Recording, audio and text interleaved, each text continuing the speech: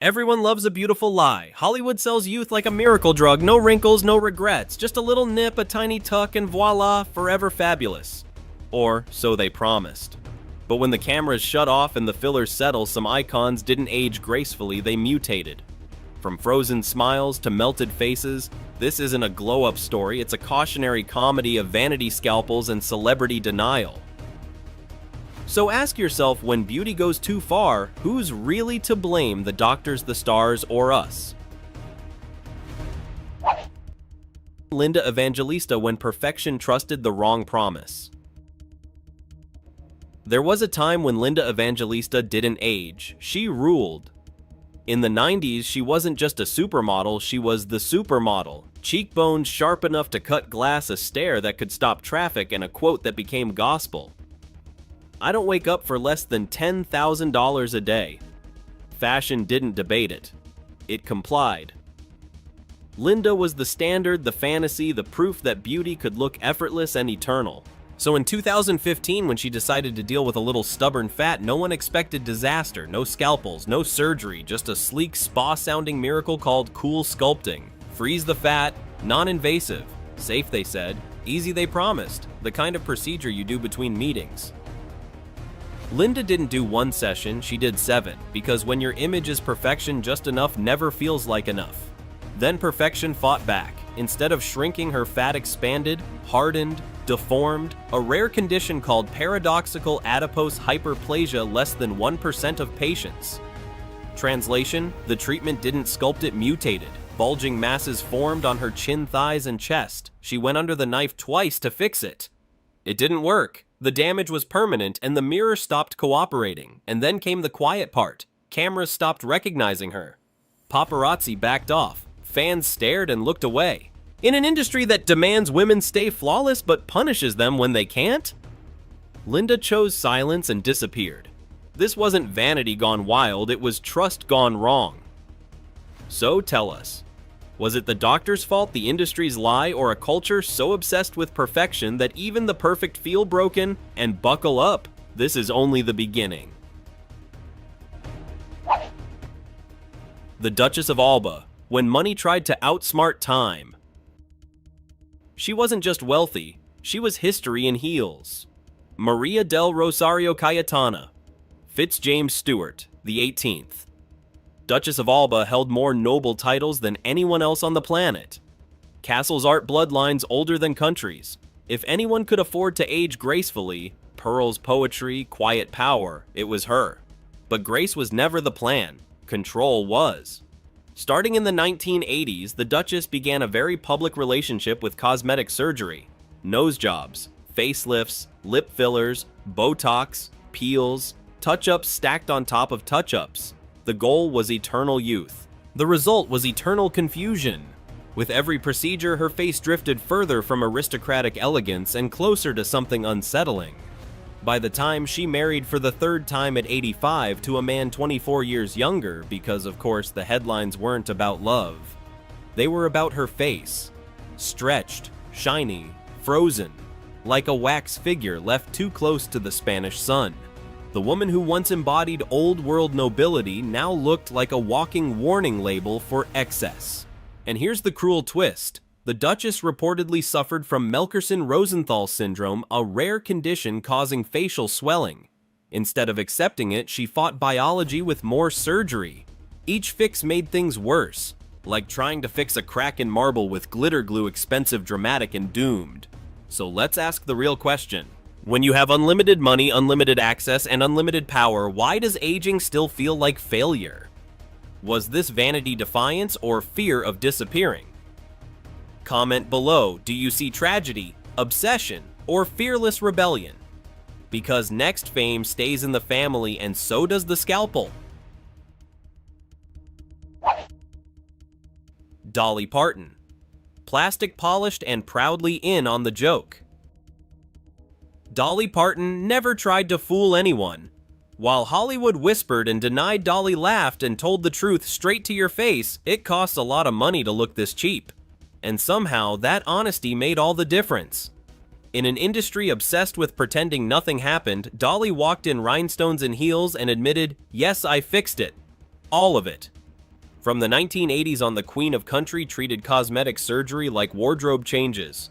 Nose jobs, brow lifts, eyelid surgery, facelifts pulled tight enough to bounce a quarter, Botox, fillers, tucks and tweaks whenever something sagged, bagged, or dragged. She never hid it, never blamed lighting, never claimed it was just good genes and green juice, and yes, over time it showed. Her skin became smooth, shiny, almost porcelain. Her eyes stayed big and bright, maybe a little too bright. Her smile still dazzled, though it didn't move quite like it used to. By her 60s, Dolly looked less like a woman aging and more like a living fantasy doll, part Barbie, part showgirl, part Southern folklore. She once said she wanted to look like a showgirl version of Mother Goose. Mission accomplished. But here's the twist no one else on this list gets. Dolly never lost herself. Her humor stayed sharp. Her kindness stayed real. Her self-awareness stayed intact. She didn't use surgery to hide, she used it as costume exaggeration theater. In a sea of denial, Dolly became the rare exception. So tell us, does honesty make extreme cosmetic surgery forgivable? Or is Dolly proof that confidence matters more than the mirror? Because next, not everyone keeps their sparkle this intact. Goldie Hawn's sunshine tightened just a little too far. There was a time when Goldie Hawn didn't need to try. She glowed, big laugh, messy charm eyes that sparkled like she was always in on a private joke. In the 70s and 80s, she wasn't perfect, and that was the magic. Goldie felt human, approachable, joyful. Aging gracefully looked like it was already written into her future. Then Hollywood changed the rules. By the time she stepped onto the red carpet in the 2010s, something felt different. Her cheeks looked fuller, her jawline sharper, her eyes wider, very wide, not playful wide. More like permanently startled, as if she'd just seen the bill for her last procedure. Experts whispered Botox fillers, facelifts, maybe an eyelid surgery that took just a little too much skin. Goldie never confirmed a thing. She didn't need to. Her face did the talking, or at least it tried to. The problem wasn't age, it was familiarity. That soft, expressive face that carried punchlines and vulnerability started to feel replaced by something tighter, shinier, less flexible. When she returned to the screen, audiences struggled to focus. Was it the dialogue or the way her expression seemed trapped behind glass? And here's the cruel part. Hollywood punishes women for aging, then punishes them again for trying not to. Goldie didn't disappear. She stayed visible, confident, outspoken. But her transformation became a visual reminder of how thin the line is between preserving youth and erasing what made you special. Her smile was still there. It just didn't move the same. Her eyes still sparkled, but they didn't quite blink. So tell us, was Goldie Hawn trying to stay young or simply trying to survive an industry terrified of wrinkles? And when joy can't fully reach the surface, what does the mirror really reflect? Joan Van Ark, when America's sweetheart stopped blinking. There was a time when Joan Van Ark's face did half the acting for her. In Knots Landing, she wasn't just delivering lines, she was delivering feelings, soft smiles, hurt glances, real emotion. She had that rare, comforting beauty that made audiences feel like they knew her. Aging gracefully. It looked like it would come naturally. Then Hollywood whispered otherwise. It began quietly, as these stories always do. A small tweak here, a little refinement there. Nothing dramatic, nothing too much. But by the early 90s, restraint had left the room. Eyelid surgery came first and took too much. Her eyes no longer blinked the way they used to. They stared. Then came facelifts. Not one, several. Add chemical peels and enough Botox to freeze a Thanksgiving turkey, and Joan's face started tightening into something unfamiliar. By the 2000s, the transformation was impossible to ignore. Her skin looked taut and shiny, almost porcelain.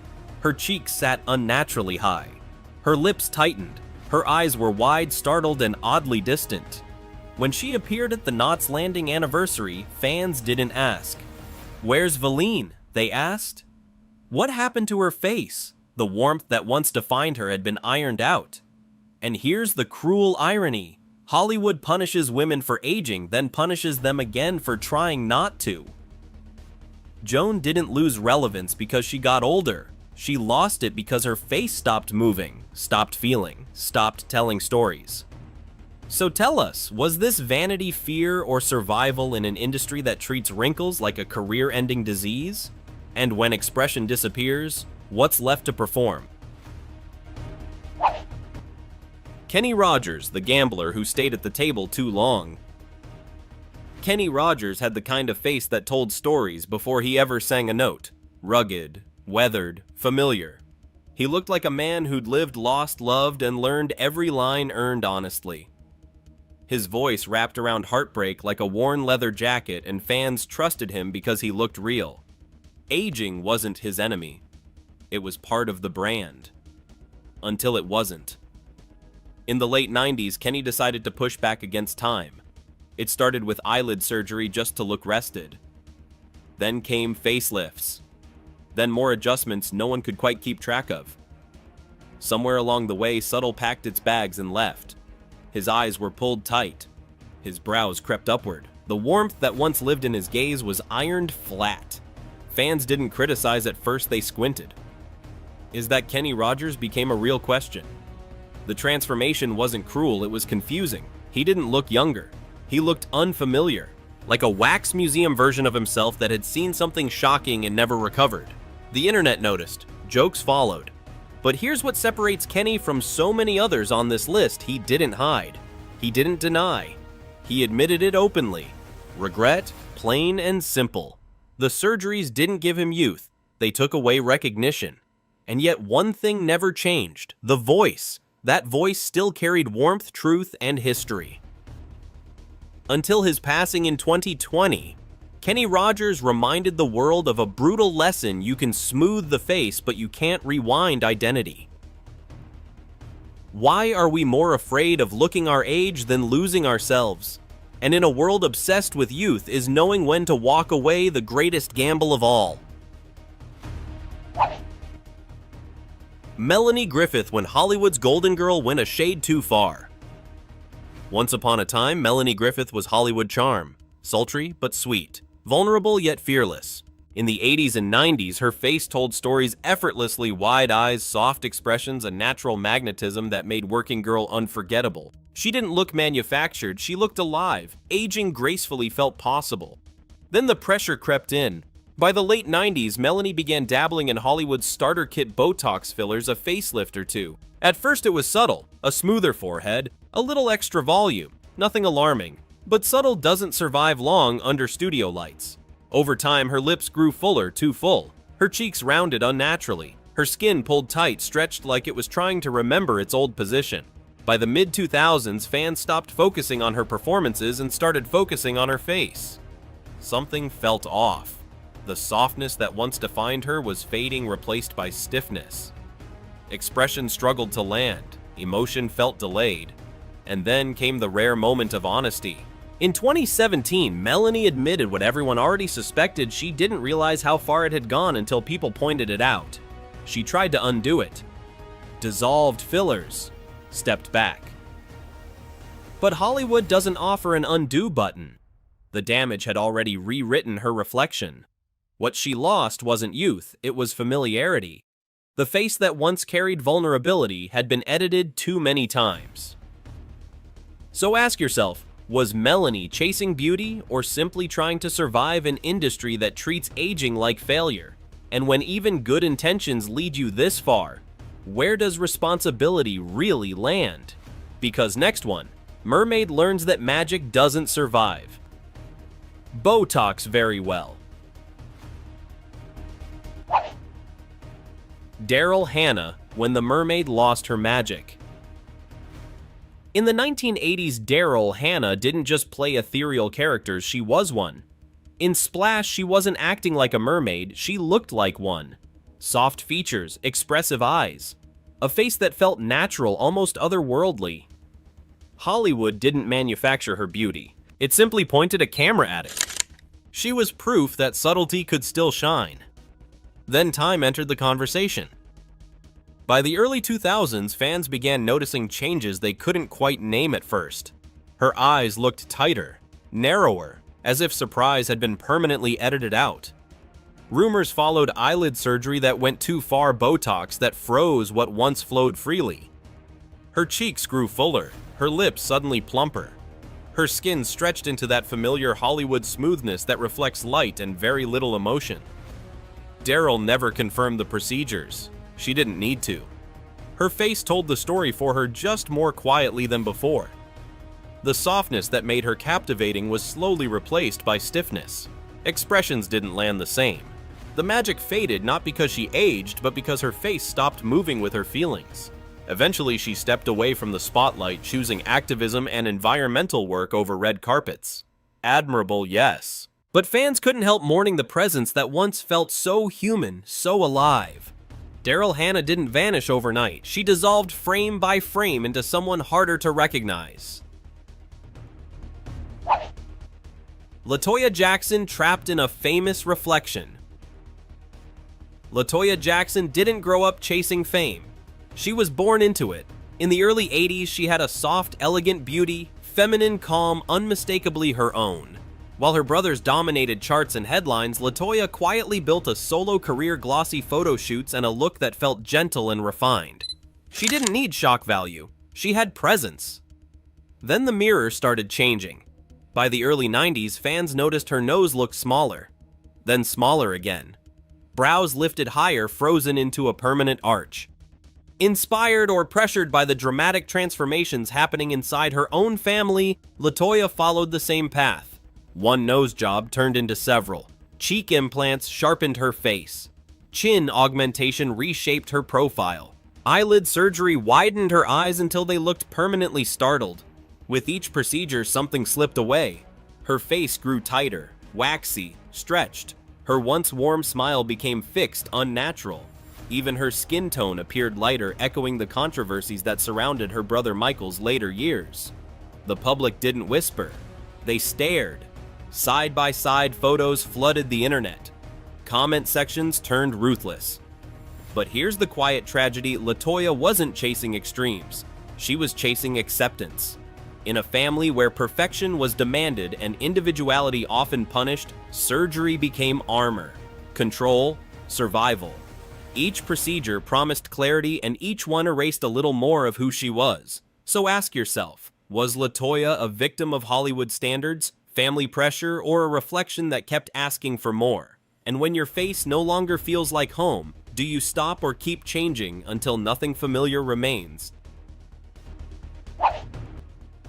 Lisa Rinna, the lips that refused to retire. Before reality TV turned shouting into a sport, Lisa Rinna's biggest plot twist wasn't on screen. It was on her face, or more precisely, on her lips. Back in 1986, at just 20 years old, Lisa made a bold, irreversible decision: permanent silicone lip injections. No dissolving, no undo button. Inspired by beachy glamour and Hollywood confidence, she wanted big, bold lips. And she got them. At first, they worked. Those lips became her trademark long before social media filters and billion-dollar lip kits. Lisa stood out. She looked fearless. But silicone doesn't age gracefully. It hardens. It shifts.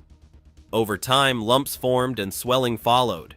The pout that once screamed confidence slowly turned into something closer to a science experiment that refused to end. Instead of stopping, the fixes multiplied. Botox joined the mix. Then cheek fillers. Then more tweaks to correct the last tweak. By the 2000s, fans weren't asking what project Lisa was working on. They were asking if they were looking at Lisa Rinna or a wax figure with Wi-Fi. Memes exploded. Her face became internet evidence, dissected frame by frame like a CSI episode titled, "What Went Wrong Here?" 25 years later, yes, 25, Lisa finally had surgery to remove some of the silicone scar tissue. Too late to erase the damage, but just in time to admit the truth. She owned it. She dissolved what she could. Brave move, but the lesson was already permanent. So tell us, was this confidence caution ignored or a decision made too young to understand forever?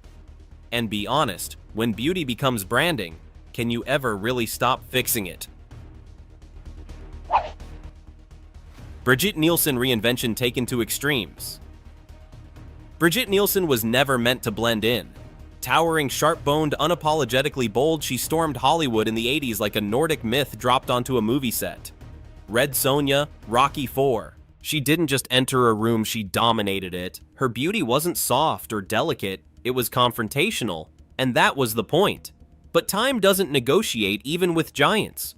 By her 40s, Brigitte wasn't interested in aging gracefully, she wanted to age backward, and unlike most celebrities, she didn't hide the process. She turned it into television. On reality shows documenting extreme makeovers, cameras captured every lift, every injection, every slice.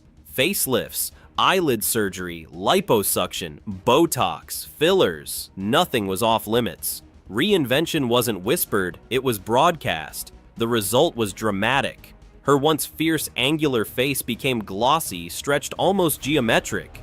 Skin smooth, yes, but tight like it had been laminated. Her eyes, once large and commanding, appeared narrower, casualties of overcorrection. The raw, dangerous energy that once defined her softened into something artificial, polished, controlled. To her credit, Brigitte never lied. She admitted the surgeries, said she was happy, and in a culture addicted to denial, that honesty felt refreshing. But transparency doesn't erase consequence. In preserving the image, something essential slipped away, the fearless, untamed presence that made her unforgettable. Suzanne Somers, the wellness queen with a cosmetic secret. Suzanne Somers built an empire preaching balanced hormones, clean living, and natural aging. To millions, she wasn't just Chrissy Snow from Three's Company, she was a lifestyle guru. Supplements, bioidentical hormones, positive thinking. According to Suzanne, that glow didn't come from surgeons, it came from discipline. Her face disagreed. As the years passed, something didn't quite line up. Her jawline looked sharper than any green juice could explain. Her forehead smoothed into a reflective surface. Cheeks appeared plumper, lips, fuller lines suspiciously absent. Fans squinted, doctors raised eyebrows. And the contradiction became impossible to ignore. The woman selling natural aging looked increasingly manufactured. For years, Suzanne denied cosmetic work, crediting hormones and wellness routines. But time has a way of cornering the truth. Eventually, she admitted to fillers and admitted regret. Some had shifted, some didn't age well. Her face looked slightly off balance, like a picture frame hung just a bit too crooked. Not botched, just unmistakably worked on. The irony was brutal. While preaching authenticity and balance, her appearance told a different story, one of tweaks, tension, and quiet maintenance. Suzanne remained energetic, charming, and confident to the end. But her face became a cautionary whisper behind every wellness claim. If even the champions of natural aging feel pressured to fix, tweak, and smooth, what chance does anyone else have? And when wellness becomes branding, where does honesty really fit in? Caitlyn Jenner. Transformation beyond the mirror. Caitlyn Jenner's story was never just about aging, it was about identity. When she came out in 2015, the world watched one of the most public transitions in modern history unfold in real time. Courage, vulnerability, reinvention. And with that reinvention came surgery, not to chase youth, but to finally see herself reflected back. Her facial feminization surgery was extensive. Eyebrow lift, jaw reshaping, nose refinement, cheek implants. A 10-hour transformation designed to soften decades of masculinity and align her exterior with who she had always been inside. The result was dramatic, undeniably feminine, and for many, deeply moving. This wasn't vanity, this was affirmation. But Hollywood never stops watching. As the years passed, the procedures didn't stop either. Botox smoothed every line, fillers added volume, revisions refined what had already been refined. Slowly, Caitlyn's face took on that familiar celebrity tightness, smooth, pulled, almost glassy. Her forehead barely moved, her eyes appeared slightly stretched, hovering in that uncanny space between polished and frozen. Critics pounced, eager to dissect every change. And that's where her story becomes complicated. How much of this was about gender? How much about fame? And how much about living in a world that still judges women, trans or not, by impossible beauty standards? Caitlyn didn't just transition into herself. She transitioned into Hollywood's expectations of femininity. So ask yourself, when does self-affirmation quietly turn into perfectionism? And when the mirror finally shows you who you are, how much more does it still demand? Because next power dressing meets permanent freeze in fashion, royalty becomes a face no one can forget. Donatella Versace, fashion royalty frozen in couture. Donatella Versace didn't just inherit a fashion empire, she became it. Platinum hair, bronze skin, black leather, and attitude sharpened to a blade. After Gianni's death, she wasn't just a designer, she was armor for a wounded dynasty. And armor over time hardens. The changes started small: a refined nose, fuller lips, a little lift here, a little filler there. But by the early 2000s, subtlety was gone. Her skin stretched tight and glossy, lacquered like a runway boot. Cheeks puffed with filler, lips ballooned into caricature, eyelids pulled so wide she looked permanently startled, as if every fashion show was a shock reveal. Critics whispered unrecognizable. Cameras didn't whisper at all. And yet Donatella never apologized. She leaned into it, walked the runways, took her bow. In a world where fashion worships excess, her face became excess incarnate. Too much. That was the point.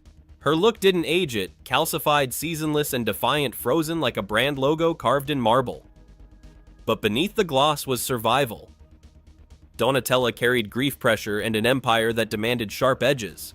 If her face became a mask, maybe it was protection, a refusal to soften, a message: I'm still here, still dangerous, still Versace. So tell us, when power demands permanence, is a frozen face the price of staying untouchable? And in an industry built on reinvention, what happens when the image becomes the cage? Because next, a man who tried to rebuild his face after breaking his body learns that some damage doesn't stitch clean. Mickey Rourke, the boxer who fought his own face. Mickey Rourke was never polished. That was the appeal. In the 80s, he had a dangerous beauty, crooked smile, heavy-lidded eyes, a face that looked like it had already lived too hard. He didn't just play rebels, he was one. Hollywood loved him because he felt real, raw, unpredictable. Then acting wasn't enough, and Mickey stepped into the ring. That's where everything broke. Years of boxing crushed his face, broken nose 5 times, cheekbones smashed, jaw damaged. Surgery wasn't about vanity at first. It was about repair, reconstruction, survival. But he chose the wrong surgeons, and one bad fix led to another, and another. His face swelled, shifted, lost balance. Botox and fillers piled on, trying to correct what couldn't be corrected. The result was shocking. Lips puffed unnaturally, skin stretched and shiny, features misaligned like a portrait redrawn from memory by someone who'd only heard the story. Fans stopped asking about his movies and started asking what happened to his face. Mickey became a headline instead of a heartthrob. But here's what makes his story different. Mickey never hid. He admitted it. He said the surgeries were botched. He said he regretted them. No excuses, no Hollywood spin. And then, against all odds, he came back. The wrestler. A performance so raw it hurt. His face barely moved, but his eyes told everything. Pain, loss, truth. Mickey Rourke didn't lose himself to vanity. He lost himself trying to rebuild after destruction. And maybe that's the hardest lesson of all. Some damage inside and out doesn't heal clean, no matter how many times you go under the knife. When the face breaks before the soul, what do you fix first, and is redemption possible when the mirror never forgets? Lisa Rinna, the lips that refused to retire. Before reality TV turned shouting into a sport, Lisa Rinna's biggest plot twist wasn't on screen. It was on her face, or more precisely on her lips. Back in 1986, at just 20 years old, Lisa made a bold, irreversible decision: permanent silicone lip injections. No dissolving, no undo button. Inspired by beachy glamour and Hollywood confidence, she wanted big, bold lips. And she got them. At first, they worked. Those lips became her trademark long before social media filters and billion-dollar lip kits. Lisa stood out. She looked fearless. But silicone doesn't age gracefully. It hardens. It shifts. Over time, lumps formed and swelling followed. The pout that once screamed confidence slowly turned into something closer to a science experiment that refused to end. Instead of stopping, the fixes multiplied. Botox joined the mix, then cheek fillers, then more tweaks to correct the last tweak. By the 2000s, fans weren't asking what project Lisa was working on. They were asking if they were looking at Lisa Rinna or a wax figure with Wi-Fi. Memes exploded. Her face became internet evidence dissected frame by frame like a CSI episode titled, "What Went Wrong Here?" 25 years later, yes, 25, Lisa finally had surgery to remove some of the silicone scar tissue. Too late to erase the damage, but just in time to admit the truth. She owned it. She dissolved what she could. Brave move, but the lesson was already permanent.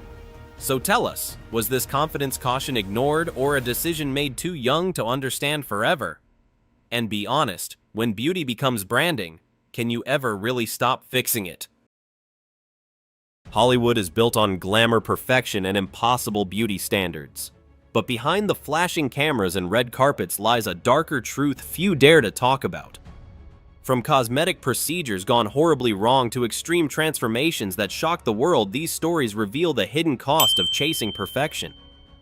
Tonight we uncover unbelievable makeovers, devastating consequences, and one story so disturbing you won't be able to forget it. Heidi Montag. When Hollywood asked for perfection, she answered with 10 surgeries. At just 23 years old, Heidi Montag became the ultimate cautionary tale of reality TV fame, colliding with Hollywood's obsession with perfection. Best known for her role on The Hills, Heidi wasn't just chasing screen time, she was chasing an image powerful enough to silence criticism, secure relevance, and prove she belonged in an industry that rewards beauty before talent. In 2009, she shocked the world by undergoing 10 cosmetic procedures in a single day. Not over a year, not gradually. One day. Brows lifted, nose reshaped again, chin reduced ears, pinned fat, injected fat, removed breasts, enlarged waist, carved hips, sculpted a full-body overhaul as if she were a customizable character in a video game. The message was clear: if Hollywood demands perfection, she would deliver it in bulk. The result: headlines exploded. Fans recoiled. Heidi's body struggled to recover, and so did her identity. Behind the surgically polished exterior was a young woman grappling with pain, regret, and the crushing realization that no amount of procedures could buy peace. Years later, Heidi admitted what many suspected all along: she went too far. She famously remarked that she had more scars than most car accident survivors, a brutally honest confession that cut through the glossy PR image. The satire of it all is cruel in trying to become perfect. She lost the very thing Hollywood claims to celebrate: individuality. It exposes an industry that quietly encourages extremes, applauds the results, then vanishes when the consequences appear. Her transformation wasn't just physical, it was a crash course in fame, insecurity, and the high price of trying to be enough in a world that is never satisfied. Carrot Top. The comedian who swears it's just push-ups and protein. Carrot Top has always been larger than life. Loud hair, louder props, and a face so expressive it practically does half the punchlines for him. But somewhere along the way, the jokes stopped being about his comedy and started being about his face. Slowly, subtly, then suddenly, audiences noticed something different. Brows that climbed higher, cheeks that looked fuller. And just like that, the internet did what it does best: speculate. Was it a brow lift, fillers, Botox, a backstage deal with Father Time? According to Carrot Top himself, absolutely not. He insists his evolving appearance is the result of intense workouts, clean living, and discipline. No needles, no knives, just sweat iron and maybe a little Hollywood lighting doing overtime. And to his credit, he delivers the denial with humor. That's where the irony hits. In an industry obsessed with youth, Carrot Top became a walking Rorschach test. People see what they want to see. Some see cosmetic intervention. Others see a man who simply aged differently. Either way, his face became part of the act, a silent punchline no prop could top. What makes Carrot Top fascinating isn't whether he had work done. It's the fact that he refuses to play the usual celebrity game of explanations and apologies. He doesn't rebrand, doesn't confess, doesn't issue a redemption arc interview. He shrugs, cracks a joke, and walks back on stage. In a world where every wrinkle is dissected and every change demands a confession, Carrot Top's greatest trick might be this staying completely unfazed. Love it or mock it, his face tells the same joke over and over. Fame will always rewrite your reflection whether you asked for it or not. Julia Tarasovich. When just a little touch-up turned into a legal and physical nightmare. Julia Tarasovich didn't walk into a clinic chasing extreme beauty. She wasn't trying to shock the internet or reinvent herself. Like many beauty queens before her, she simply wanted a refresh, a cleaner look, softer lines, a small upgrade on what was already considered perfect. A few procedures. Nothing dramatic, nothing risky. After undergoing eyelid surgery, eye contouring, and minor liposuction at a clinic in Sochi, Julia's face began to swell aggressively unnaturally. Her eyes struggled to close. Her facial structure warped. Everyday functions became painful reminders that something had gone terribly wrong. The irony was brutal. A woman once judged for her beauty now found herself scrutinized for her disfigurement. The clinic, of course, denied responsibility. The surgeons claimed Julia's condition might be caused by a rare autoimmune disease, scleroderma, a convenient medical wildcard that shifts blame from scalpel to genetics. Julia wasn't buying it. She insisted she was perfectly healthy before the procedures and took her fight to court, turning her personal tragedy into a public battle. Cosmetic surgery markets itself as controlled, calculated, and safe, yet the moment something fails, it becomes a guessing game of pre-existing conditions and fine print disclaimers. Julia spent enormous sums trying to repair the damage, only to admit a devastating truth: her original face may be gone forever. Julia Tarasovich stands as a chilling reminder that in the beauty industry, minor procedures can carry major consequences, and sometimes the mirror never forgives. Dennis Avner, the man who didn't want to be famous. Only feline Dennis Avner wasn't chasing Hollywood attention, internet clout, or shock value. In fact, he insisted on the opposite. What he wanted was far more unsettling and far more sincere. Dennis didn't believe he was becoming something else. He believed he was finally revealing who he had always been. A former US Navy veteran and computer programmer from Michigan, Dennis lived a life that looked perfectly ordinary on paper.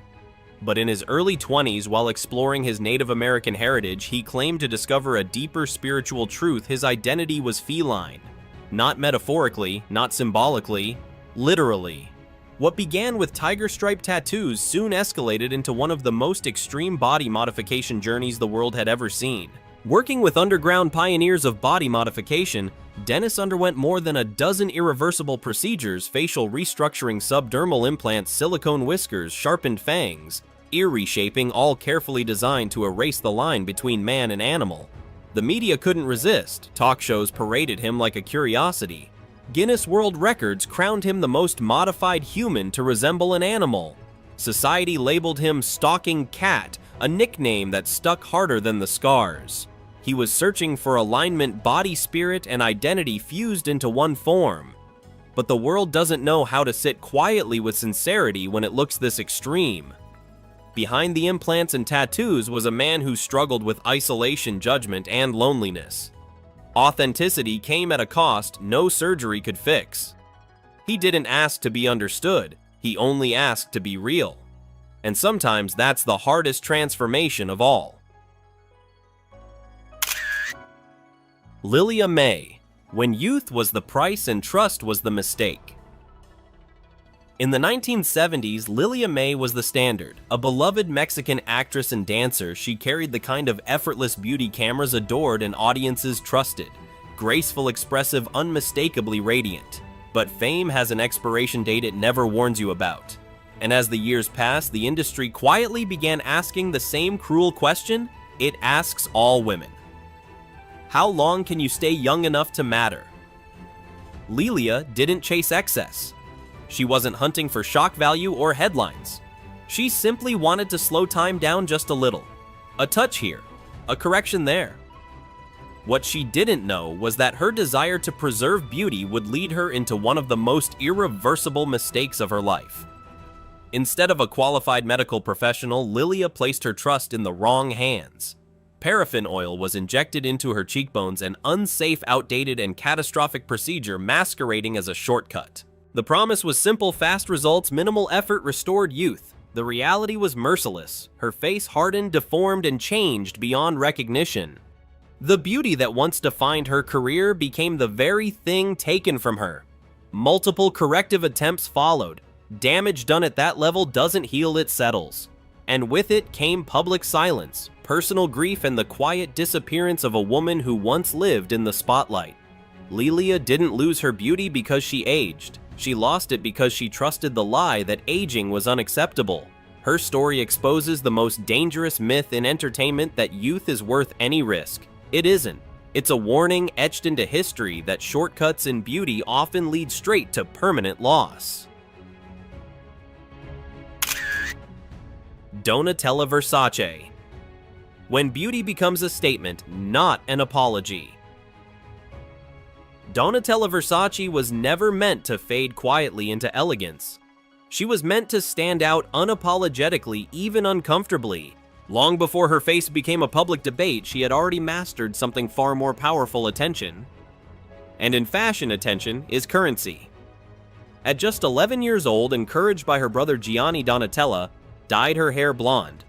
A small act that quietly announced a lifetime philosophy transformation is not betrayal, it's authorship.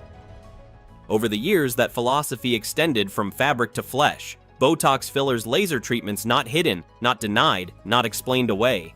Her face evolved the same way her fashion did: bold, exaggerated, unmistakable. Headlines dissected every angle of her features as if her face were a crime scene.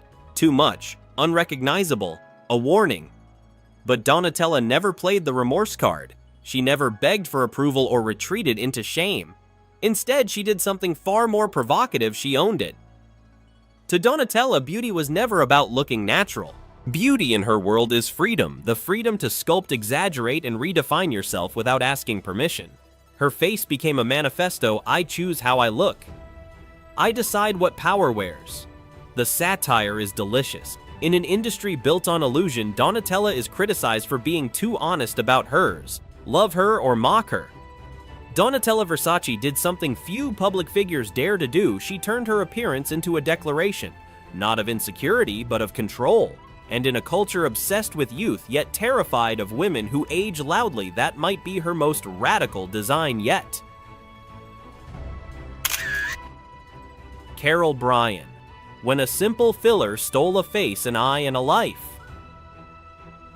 Carol Bryan didn't want to be younger than everyone else. She just wanted to look a little less tired. At 47, she believed what millions are told every day, that modern cosmetic procedures are safe, routine, almost boring. A few injections, a lunch break fix. Walk in, walk out, feel better about the mirror. That illusion would cost her everything. Instead of subtle enhancement, Carol was injected with a dangerous mix of fillers, including silicone, into her forehead and cheeks.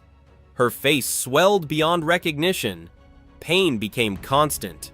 Inflammation spiraled out of control. And then came the irreversible blow: damage to her optic nerve that left her permanently blind in one eye. The cruelty of cosmetic disasters is how fast they isolate you. Carol didn't just lose her appearance, she lost her confidence, her social life, and her sense of safety in her own body. Multiple corrective procedures only made things worse, turning hope into a cycle of surgeries and heartbreak. For years, she withdrew from the world, relying almost entirely on her daughter for support. In 2013, she turned to specialists willing to attempt the impossible. What followed were complex reconstructive surgeries, skin grafts, facial reconstruction, even a partial facial transplant. The results improved her quality of life, but there was no miracle ending. Some damage cannot be undone, some losses don't heal. She trusted a system that promised safety and learned too late that trust is not protection. There is no such thing as a risk-free procedure, and sometimes the smallest changes carry the heaviest consequences. Her face became the warning no brochure will ever print. Pete Burns. When reinvention became an addiction. Pete Burns was never interested in blending in. As the magnetic frontman of Dead or Alive, he didn't just sing "You Spin Me Round," he lived it. Fame gave him a stage, but identity gave him a mission. And for Pete, identity was something you could sculpt, slice, and rebuild. It started innocently enough. A nose job, a tweak, a refinement. But unlike celebrities who stop once the mirror nods back approval, Pete kept going. One surgery turned into dozens. His face became a living experiment, lips fuller features, sharper expressions, increasingly surreal. Each procedure promised control, originality, perfection. What it delivered was pain. Complications followed him like a shadow infection, swelling emergency hospital visits. Doctors warned him to stop. Fans begged him to slow down. Pete refused, because backing down would mean admitting that the ideal he was chasing might not exist. And for someone who built his life on fearless self-expression, that was unacceptable. Here's the cruel irony: Pete wasn't trying to be beautiful by anyone else's standards. He was trying to be himself. But the more he altered his appearance, the more his body fought back. Reinvention turned into obsession. Freedom turned into captivity. Pete Burns passed away in 2016, leaving behind a legacy that is equal parts iconic and tragic. His story isn't just about plastic surgery gone too far. It's about what happens when self-expression has no brakes and when the mirror becomes both canvas and enemy. He dared to be different. The cost was everything. April Michelle Brown. When beauty promised confidence but demanded everything. She wasn't chasing fame or viral attention, she was chasing something far more ordinary: confidence. Like so many others, April believed the promise whispered by the beauty industry a better body could mean a better life. Looking for fuller curves, she turned to an unlicensed practitioner who offered a quick, affordable solution. What she didn't know was that the substance injected into her body wasn't medical grade at all. It was industrial silicone meant for construction, not human tissue. The lie was instant, the damage was not. Her body reacted violently. Infections spread like wildfire, eating away at muscle and flesh. Pain became unbearable. Fever raged. Doctors soon realized they weren't fighting a cosmetic complication, they were fighting for her life. April underwent 27 surgeries, each one more desperate than the last, as surgeons tried to stop the silicone from killing her. In the end, survival came with an unimaginable cost. To save her life, doctors amputated all 4 of her limbs. Arms, legs, gone. In a moment, the dream of beauty was replaced by the raw reality of loss. This is where the story cuts deepest. April didn't lose her limbs because she was reckless or vain. She lost them because the cosmetic underground thrives on silence, desperation, and the illusion that shortcuts are safe. And yet April refused to let tragedy have the final word. Learning to live with prosthetics, she rebuilt her independence piece by piece. Pain remained. Trauma remained. But so did her will. Today she speaks out not as a victim seeking pity, but as a survivor demanding awareness. Her life stands as proof that confidence should never cost survival and that no version of beauty is worth more than staying alive. Jocelyn Wildenstein. When money could buy anything except restraint. Jocelyn Wildenstein didn't become famous for what she did, she became famous for what she changed. Once a glamorous New York socialite married to billionaire art dealer Alec Wildenstein, Jocelyn lived a life insulated by wealth so vast it erased the word no from her vocabulary. And nowhere was that more dangerous than in the mirror. What began as cosmetic maintenance slowly escalated into obsession, facelifts, eye surgeries, fillers, tightening, reshaping, again and again. Millions of dollars spent not to turn back time but to dominate it. Over the years, her face transformed so dramatically that the media crowned her with a nickname she never asked for but could never escape: the Catwoman. The irony: Jocelyn reportedly loved big cats and wanted to resemble them, powerful, untamed, predatory. And in that sense, she succeeded. Her appearance became fierce, unmistakable, and impossible to ignore. But the public didn't see intention, they saw excess. Headlines turned her into spectacle. Late-night jokes reduced her to a punchline. Her face stopped being human to the world and became a warning label. Yet the most uncomfortable truth is this: Jocelyn Wildenstein was never cut off. No doctor stopped her. No system intervened. As long as the money kept flowing, so did the procedures. Her story exposes a brutal reality of cosmetic culture. Addiction looks respectable when it's wrapped in luxury. After her divorce, financial troubles followed, but her image remained frozen in the public imagination. Jocelyn Wildenstein didn't lose control because she lacked discipline. She lost it because she had too much access. Her face became proof that sometimes the most dangerous thing isn't insecurity, it's unlimited permission. Michael Jackson. When reinvention slowly erased the original legend. Michael Jackson didn't just transform pop music, he transformed himself piece by piece in full view of the world. At first it was subtle. A refined nose, a slimmer bridge, changes small enough to be explained away as lighting angles or aging. But as the years passed, the mirror told a different story, and the world watched as one of the most recognizable faces in history slowly disappeared. For Michael, reinvention wasn't vanity, it was survival. Fame found him as a child and never let go. Every flaw was magnified, every insecurity amplified. Surgery became a form of control in a life where almost nothing else was. His nose grew narrower, his jaw sharper, his skin lighter, his face increasingly fragile. Doctors whispered, media screamed, fans argued. Some defended him fiercely, others accused him cruelly. Michael, meanwhile, retreated further inward, insisting he saw the same person he had always been.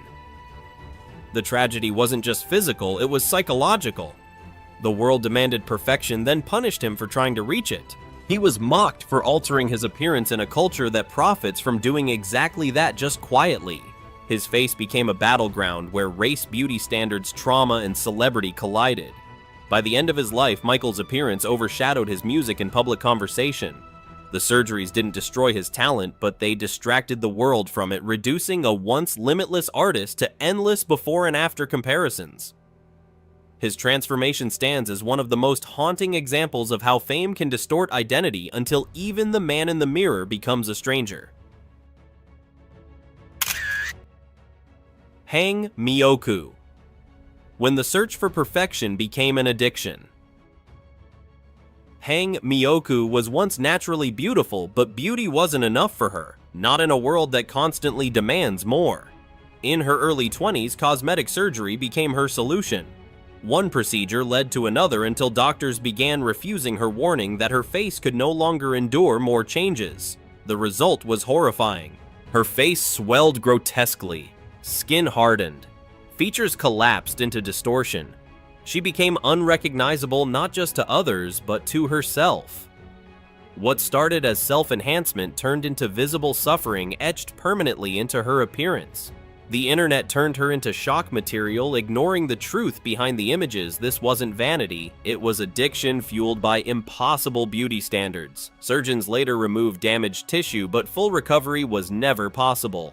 Hang Myoku's story is a chilling reminder that when perfection becomes a requirement, self-destruction can feel like self-improvement until it's too late. Janice Dickinson, when the world's first supermodel refused to fade quietly. Janice Dickinson didn't just walk runways, she ruled them. In the 1970s and 80s, she branded herself as the world's first supermodel, a woman whose face, body, and attitude defined an era obsessed with perfection.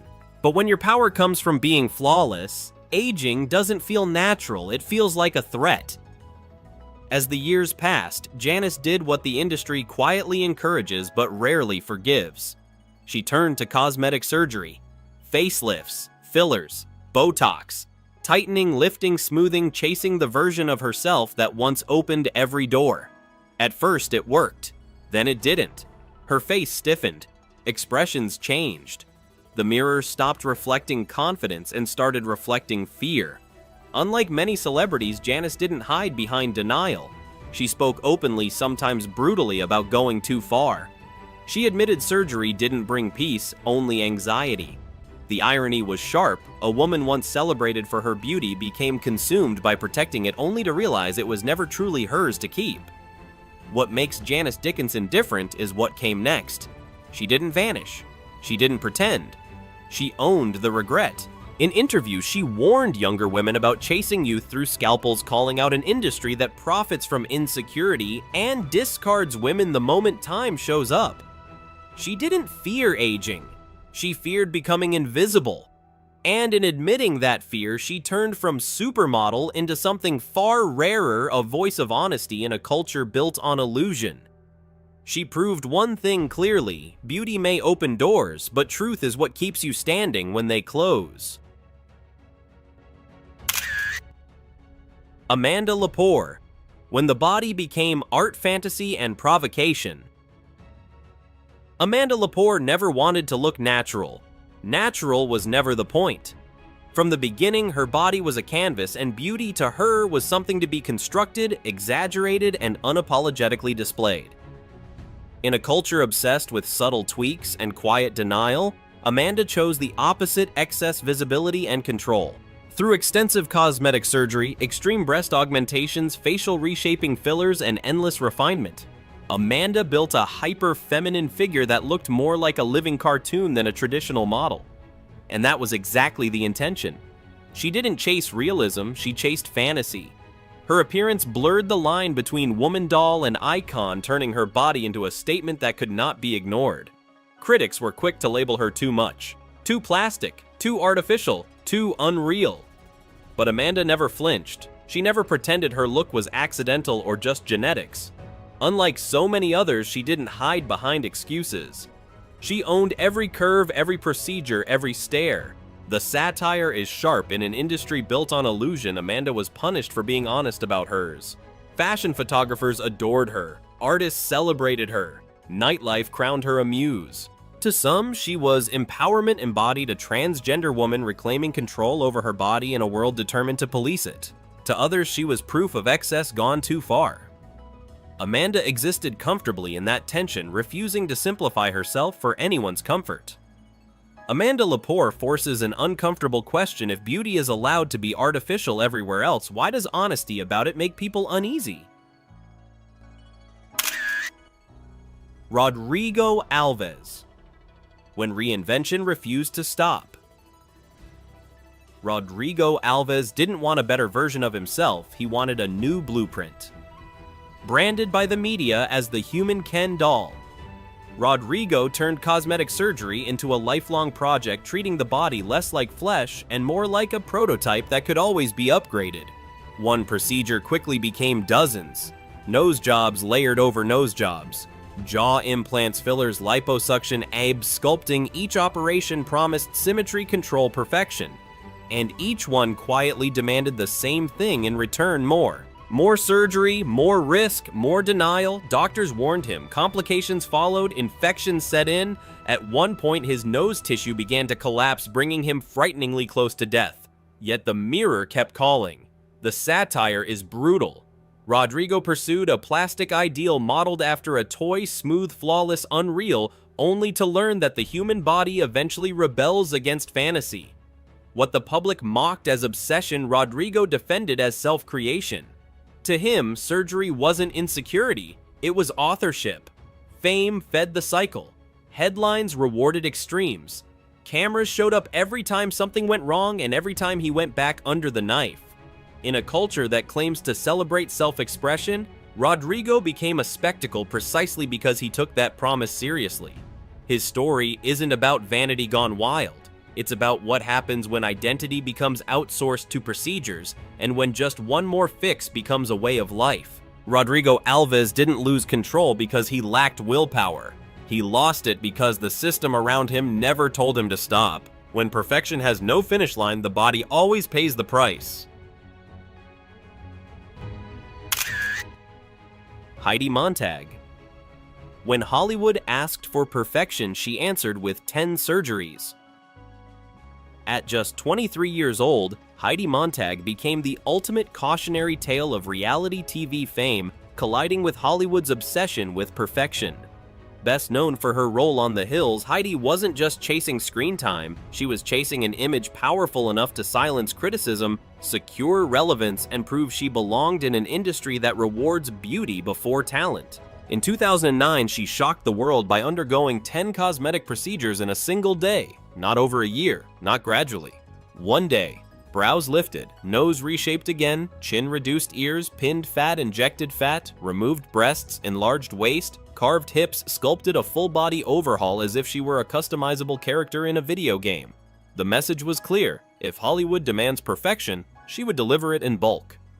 The result headlines exploded. Fans recoiled. Heidi's body struggled to recover, and so did her identity. Behind the surgically polished exterior was a young woman grappling with pain, regret, and the crushing realization that no amount of procedures could buy peace. Years later, Heidi admitted what many suspected all along: she went too far. She famously remarked that she had more scars than most car accident survivors, a brutally honest confession that cut through the glossy PR image. The satire of it all is cruel in trying to become perfect. She lost the very thing Hollywood claims to celebrate: individuality. It exposes an industry that quietly encourages extremes, applauds the results, then vanishes when the consequences appear. Her transformation wasn't just physical, it was a crash course in fame, insecurity, and the high price of trying to be enough in a world that is never satisfied.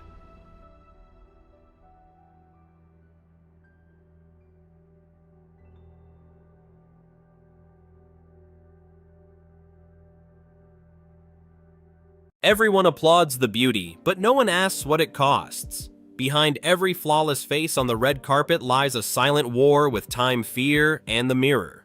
In Hollywood, youth is currency and aging is treated like a crime. One small fix promises confidence, control, immortality. But that promise often turns into obsession, disfigurement, and regret. Tonight, we pull back the curtain on fame's darkest secret, where chasing perfection doesn't save you, it destroys you. Cindy Jackson. When grief learned how to book appointments. At first glance, Cindy Jackson looks perfectly ordinary. And that's the most shocking part. Because behind that normal face lies a surgical resume longer than most medical textbooks. 14 surgeries, 45 non-surgical procedures. At one point, she literally held a world record for plastic surgery. Not talent, not speed, surgery. It didn't start with vanity, it started with loss. When Cindy's father died, she inherited money and grief with no instruction manual. Instead of therapy, she chose transformation. A chin reduction here, eyelids there, 2 nose jobs, 3 facelifts, liposuction, Botox, peels, fillers. Each appointment promised control over something when life felt uncontrollable. And it worked. Briefly.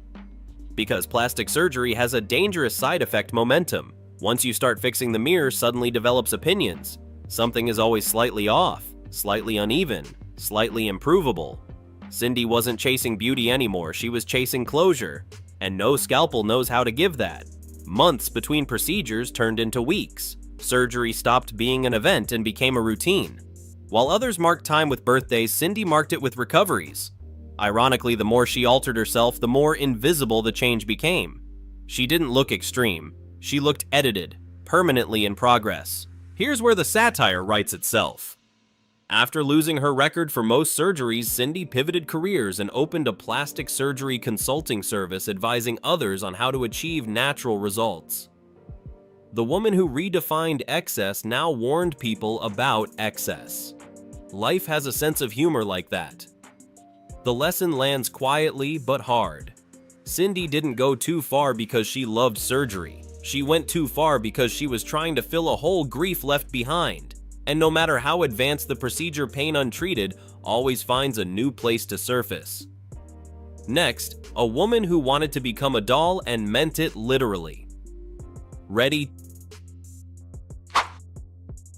Vanilla Chamu, the girl who tried to become fiction. Vanilla Chamu didn't want to stand out. She wanted to disappear and be replaced by a doll. In Japan, cosmetic surgery is common. Double eyelids, nose refinement, skin treatments, it's practically normalized. But Vanilla wasn't interested in fitting in. She wanted to convert. Her inspiration wasn't a celebrity, it wasn't a model. It was a porcelain fantasy, the pale-skinned, wide-eyed French doll that never ages, never sweats, never lives. And real bodies hate that idea. The transformation began young. Skin bleaching to erase her natural tone. Hair dyed ginger to match a Western fantasy. Breast enlargement, chin reshaping, facial reconstruction. Eyelid surgery, of course. One procedure became 10. 10 became 30. Over $100,000 spent and still counting. Because dolls don't come with stopping points. Here's the dark joke: Vanilla chased European beauty so hard that she erased her own cultural identity in the process. Her face became smoother, lighter, more artificial. Her expressions grew quieter, her presence more fragile. The internet watched with fascination, confusion, and discomfort. Was it art? Was it obsession? Or was it a slow-motion identity deletion? But Vanilla wasn't finished. She announced plans for height-lengthening surgery, one of the most painful and dangerous cosmetic procedures in existence. Breaking bones, months of agony, years of recovery, all to move closer to a fantasy that never asked to be real.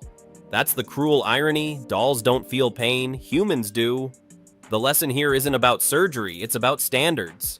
When beauty ideals stop being human, humans start hurting themselves to qualify. Vanilla didn't want more attention. She wanted transformation so complete that reality couldn't argue back. And when becoming perfect requires dismantling who you are, the question isn't how far is too far. It's what's left when you get there. Next, a man who didn't want to look like an animal, he believed he was one. Dennis Avner. When identity became a surgical belief. Dennis Avner didn't say he wanted to look like a tiger. He said he was one. Born human, raised ordinary. Dennis believed his true self was trapped beneath skin that didn't belong to him. In his world, this wasn't metaphor or performance art, it was destiny delayed. He called himself Stalking Cat, a name that sounded poetic until you realized he was willing to bleed for it. A lot. It began quietly. One tattoo, then stripes. Then more ink, darker and deeper, until his skin stopped looking like skin and started resembling fur painted on flesh. But tattoos weren't enough. Tigers don't have human noses, so he flattened his. Tigers don't have human brows, so he implanted them. Tigers don't smile politely, so he modified his face to erase softness. Here's where the humor disappears and discomfort walks in. Many of Dennis's procedures were illegal. No anesthesia, no licensed surgeons. Pain wasn't a risk, it was part of the ritual. He wore synthetic whiskers threaded through holes in his lips. He endured agony not for fame, not for beauty, but for alignment. To him, suffering wasn't damage, it was proof. The world didn't know what to do with him. Some called him brave. Others called him insane. He appeared in documentaries, photos, headlines, always stared at, never understood. And that's the quiet tragedy. When belief replaces reality, validation doesn't heal. It only feeds the illusion. Dennis didn't become an animal. He became a symbol. A symbol of how far the human mind can go when identity feels negotiable and the body becomes collateral. His transformation wasn't about shock, it was about certainty. And certainty, when it rejects biology, demands blood. But when truth requires dismantling the body to be believable, the cost isn't just physical, it's existential. At some point, the question stops being "who are you?" and becomes "what did it take to believe that?" Herbert Chavez. The man who took childhood too seriously. Most kids want to be superheroes. Herbert Chavez simply refused to grow out of it. Raised on Superman movies, Herbert didn't admire the character he committed to him. While others outgrew capes and fantasies, Herbert doubled down, and instead of waiting for a phone booth miracle, he chose something far more permanent: plastic surgery. Lots of it. From 1995 to 2012, Herbert underwent 19 cosmetic procedures: nose jobs, liposuction, skin whitening, jaw adjustments, ab implants. Not to look better, not even to look humanly attractive. His goal was precision. He wanted to resemble Superman as closely as reality would allow, because reality apparently was negotiable. Here's the darkly comic part. Once he achieved the look, Herbert didn't keep it for special occasions. He lived it. He dressed as Superman daily, walked the streets, posed for photos, became a local attraction. A man frozen in childhood admiration, proudly wearing fantasy as identity. And people watched not because it was inspiring, but because it was unsettling. Yet beneath the spectacle was something painfully sincere. Herbert truly believed Superman represented goodness, strength, protection. He didn't want fame, he wanted meaning. Unfortunately, he searched for it on the surface of his skin instead of within himself. Surgery gave him the costume, but not the power. The lesson here is simple and sharp. Dreams aren't dangerous, refusing to let them mature is. When fantasy replaces self-acceptance, the body becomes a tool for escape. And while superheroes save others, Herbert was still trying to save himself one operation at a time. So ask yourself, when admiration turns into identity, how much of yourself are you willing to cut away to keep believing? Toby Sheldon.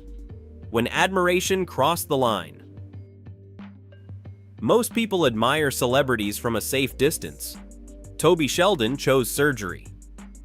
When Justin Bieber exploded onto the world stage, Toby didn't just see fame, he saw a face he wanted to wear. The baby skin, the soft jawline, the effortless youth. While fans bought posters, Toby booked consultations. He walked into clinics with photos of Bieber and a sentence that should have come with a warning label. "Make me look exactly like this." What followed was less makeover, more duplication attempt. Over $100,000 spent reshaping his nose, lips, eyes, jaw, hairline again and again until he felt close enough. Close enough to who exactly was never clear. The mirror showed progress. The public showed cruelty. As soon as his transformation became known, mockery arrived on schedule. Memes, headlines, laughter disguised as fascination. Toby tried to turn the attention into a career. Reality TV, music, appearances. Being the Bieber lookalike became his entire resume. But here's the cruel twist: people don't reward copies for long. The novelty faded, the opportunities dried up, and when the applause stopped, there was nothing underneath to catch him. In 2015, Toby disappeared. Days later, he was found dead in a motel room, the result of substance abuse. The story ended quietly without the spotlight he'd spent years chasing. No stage, no encore, just silence. The lesson is painfully clear. Toby didn't destroy himself trying to be famous, he destroyed himself trying to be someone else. Admiration turned into erasure. And when you replace your identity with another man's reflection, you may eventually vanish completely, leaving behind a face the world remembers, but a person it never truly knew. Shall we continue with obsession that turned into a record-breaking addiction to surgery? Rodrigo Alves, the man who tried to become plastic. Rodrigo Alves didn't want to look better, he wanted to look manufactured. Bullied as a teenager for his appearance, Rodrigo learned an early lesson that Hollywood teaches well: if they laugh at you, change yourself, don't change the system. So when he discovered plastic surgery, it didn't feel like medicine. It felt like freedom, a reset button, a chance to trade flesh for fantasy. The fantasy had a name: Ken Doll. What followed was not transformation but construction. Over $900,000 spent, multiple nose jobs because the perfect nose kept collapsing. Skin grafts to achieve that glossy toy store finish. Lasers, fillers, implants. Rodrigo didn't age, he was reassembled. His face slowly lost the softness of a human being and gained the rigidity of a showroom mannequin. And then came the punchline no one laughs at. Infections, near-death complications, a nose so damaged it barely functioned. He couldn't smell properly. He breathed through his mouth. At one point, cosmetic surgery didn't just change how he looked, it threatened whether he'd survive at all. Even his arms were nearly paralyzed after another enhancement went wrong. Ken, it turns out, doesn't come with a user manual for real bodies. Yet Rodrigo persisted. Because when you've invested your identity into an image, quitting feels worse than pain. Cameras followed, headlines mocked. The world stared exactly as it had when he was young, but this time he paid for the attention. The lesson cuts sharp. Rodrigo didn't become a doll because he loved plastic. He did it because plastic doesn't feel rejection. And when being human hurts too much, becoming something unreal starts to feel safer, even if it costs you everything real. Pixie Fox, the waist that declared war on anatomy. Pixie Fox didn't want attention. She wanted a waistline so small it would look medically questionable and preferably cartoonish. In a world where hourglass figures are praised, Pixie decided the hourglass wasn't extreme enough. She wanted the kind of body that makes doctors blink twice and Google ethics guidelines. It started innocently, as these stories always do. Corsets, tight ones, every day. Slowly, her waist shrank to 18 inches. Impressive? Yes. Satisfying? Apparently not. Because when obsession is driving, good enough is just another word for failure. So Pixie made the logical next move. She removed 6 ribs. Because why work with your skeleton when you can simply edit it? By that point, the surgery list read like a restaurant menu with no prices. Brazilian butt lift, liposuction, multiple nose jobs, cheek fillers, breast surgeries, lip fillers, Botox, permanent makeup. Over $200,000 spent and still counting. Her body wasn't being enhanced anymore, it was being redesigned. The goal wasn't beauty, it was defiance. Against biology, against proportion, against common sense. The irony is almost poetic. Pixie chased a fantasy body inspired by animated characters, figures that don't have organs to protect or spines to support them. And yet she smiled through it all, proudly announcing plans for even more procedures. Because when your identity is built on shock value, moderation feels like betrayal. The lesson here is brutally simple. Pixie didn't go too far because she hated herself.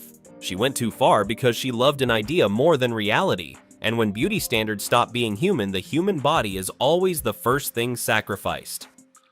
So ask yourself, when perfection requires removing parts of yourself, who exactly are you trying to impress? Ethan Bramble, when Be Different becomes a full-time job. Ethan didn't wake up one day and decide to shock the world. He just wanted to stand out. At 11 years old, when most kids were collecting action figures, Ethan was already stretching his ears and planning his transformation. Cute kid, normal face, unlimited imagination, and a growing suspicion that normal was the enemy. By his early 20s, Ethan had turned curiosity into commitment. 40 body modifications before 22. Not hobbies, not phases, permanent decisions, tongue split like a movie prop, belly button removed because apparently it was optional, eyeballs tattooed because nothing says individuality like risking blindness for aesthetics. His body became a canvas and subtlety was banned from the room. Ironically, the more extreme he became, the more attention he received. Followers multiplied. Cameras loved him. The world stared, some in awe, some in horror, most just confused.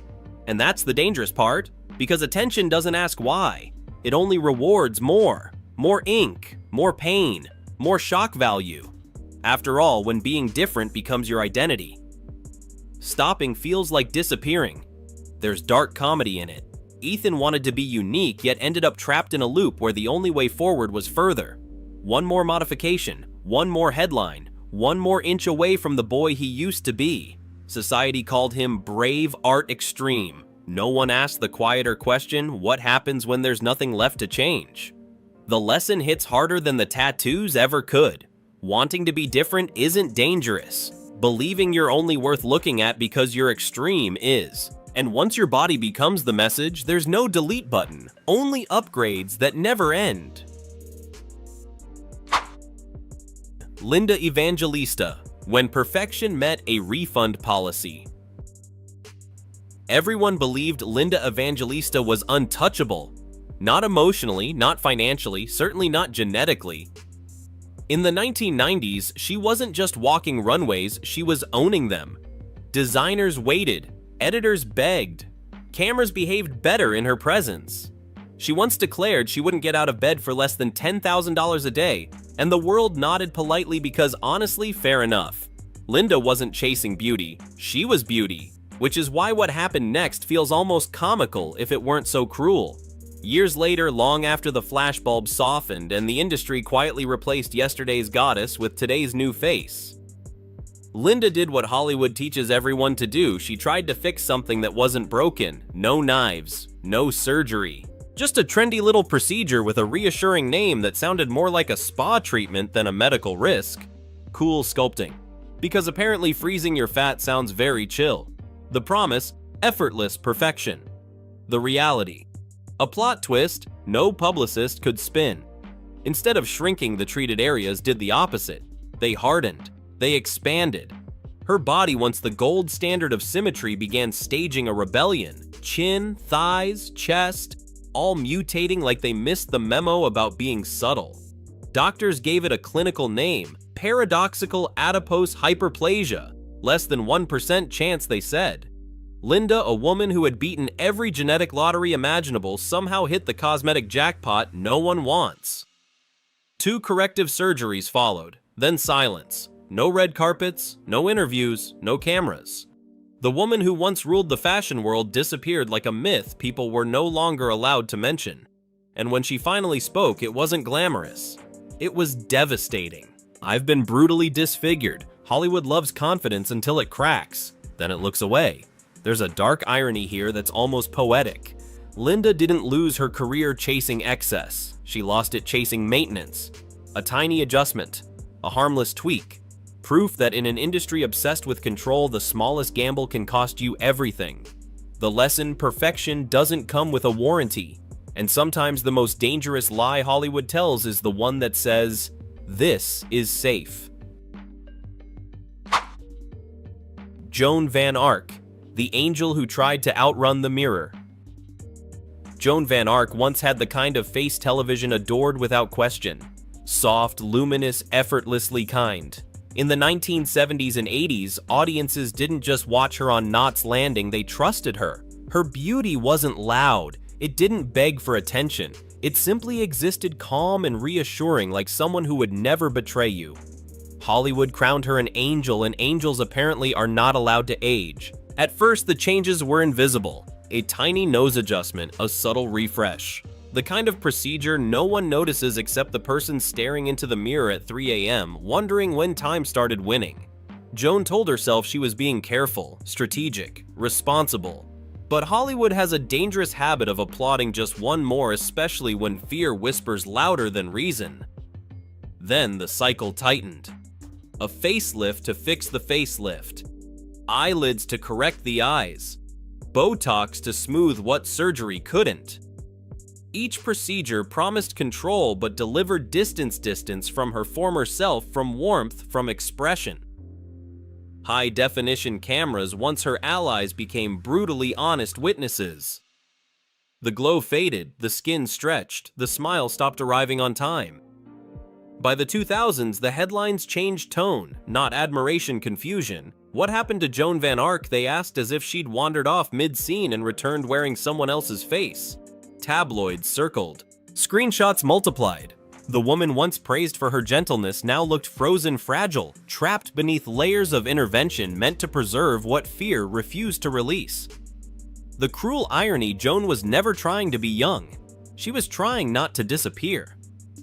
In an industry that replaces women the moment they show proof of living, aging feels like a career-ending confession.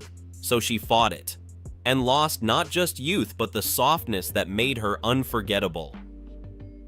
Today, Joan lives quieter, fewer appearances, less noise. But her story echoes loudly, not as gossip as warning. You don't lose yourself overnight. You lose yourself one small fix at a time until the mirror no longer recognizes the person who once trusted it. Shall we continue with royalty, excess, and the illusion that money can buy peace with time? Kaitana Fitzjames Stewart. When money tried to bribe time.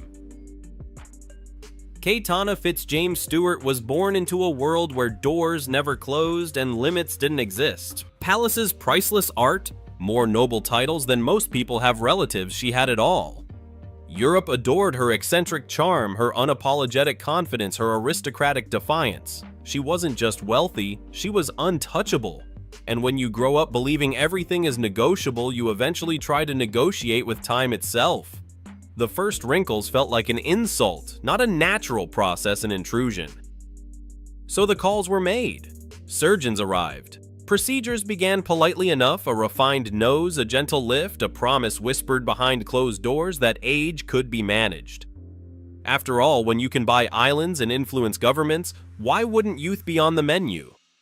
But time doesn't accept bribes. It accepts consequences. One surgery became two. Two became routine. Fillers, lifts, Botox stacked like royal decrees against gravity. Then fate added a cruel footnote, Melkerson-Rosenthal syndrome, a rare condition causing facial swelling. Instead of stopping, the response was predictable: more tightening, more correcting, more denial. The face that once carried aristocratic elegance slowly transformed into something glossy, rigid, unfamiliar. Wealth preserved everything except restraint. And yet Cayetana never apologized. At 85, she married a man 24 years younger, smiling defiantly beneath headlines dripping with judgment. The world mocked her face, questioned her choices, underestimated her resolve. But here's the irony they missed: she wasn't chasing beauty anymore. She was proving autonomy. Even if the mirror protested, she lived exactly as she pleased. When she passed away in 2014, she left behind castles, fortunes, and a legacy impossible to ignore. Her life delivered a brutal truth wrapped in silk and gold: privilege can buy access, admiration, and illusion, but never peace with aging. Even royalty must eventually surrender to time. The tragedy isn't losing youth. The tragedy is believing it was ever owed to you. Goldie Hawn, when joy tried to freeze itself. Goldie Hawn was never supposed to be tragic. She was laughter incarnate. The woman who smiled like life was a private joke she couldn't wait to share. In the 1970s and 80s, she didn't just act joyful, she radiated it.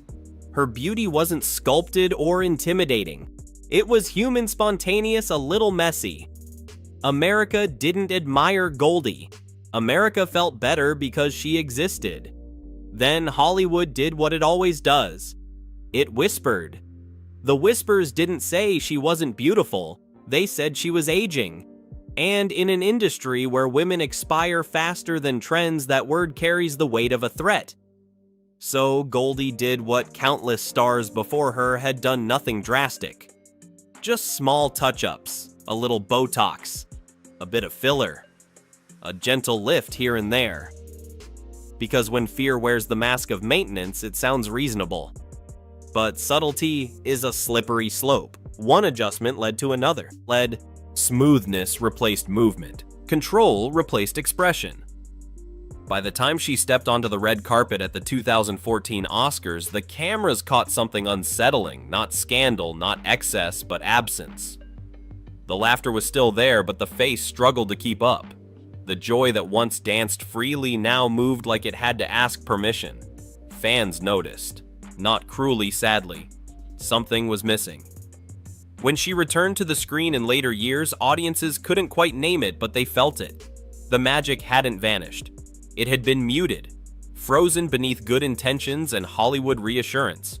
Ironically, in trying to preserve the face people loved, she'd partially hidden the very spontaneity that made her unforgettable. And yet Goldie did something rare. She stepped back. She chose life over illusion. Family over fixation, laughter without cameras. Today she lives loudly in the ways that matter, with love, purpose, and a smile that no longer needs approval. Her story delivers the final truth of this journey: joy doesn't age badly. Fear does, so tell us which story haunts you the most.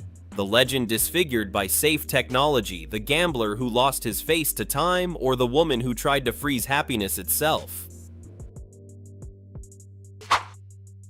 Kenny Rogers, the gambler who bet against time. Kenny Rogers spent decades convincing the world he had life figured out. He sang about knowing when to hold 'em, when to fold 'em, and when to walk away. America trusted him. His face was familiar, comforting, like a well-worn leather jacket that somehow got better with age. He didn't chase trends. He was the trend. The calm voice, the rugged eyes, the kind of man who looked like he'd survived things without needing to explain them.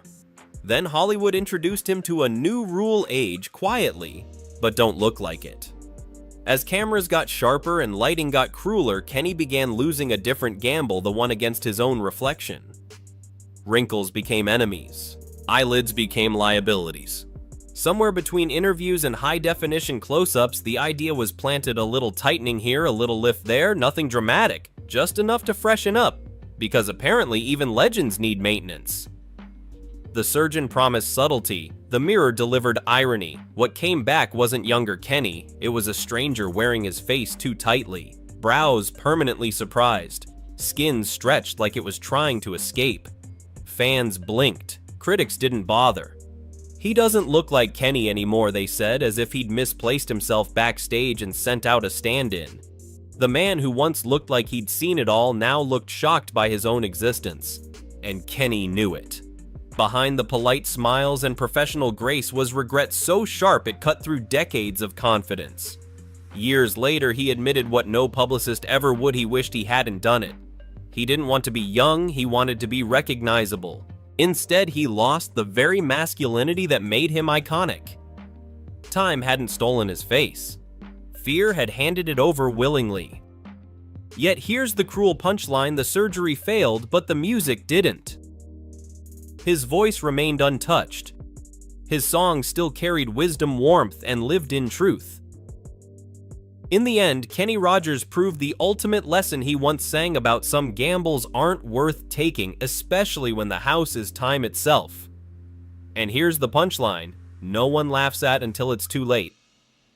Every one of these stories started with confidence and ended with receipts. Receipts from clinics, surgeons, mirrors, and regrets.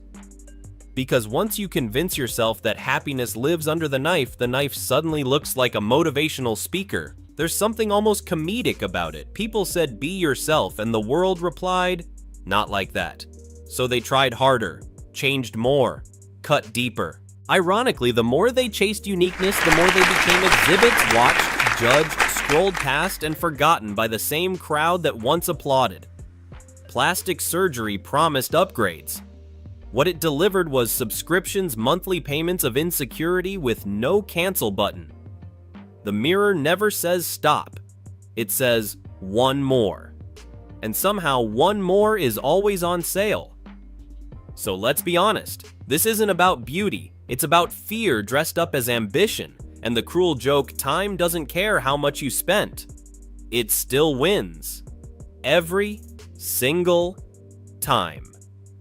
In the end, the real shock isn't how far they went. It's how normal the logic sounded while they were going there.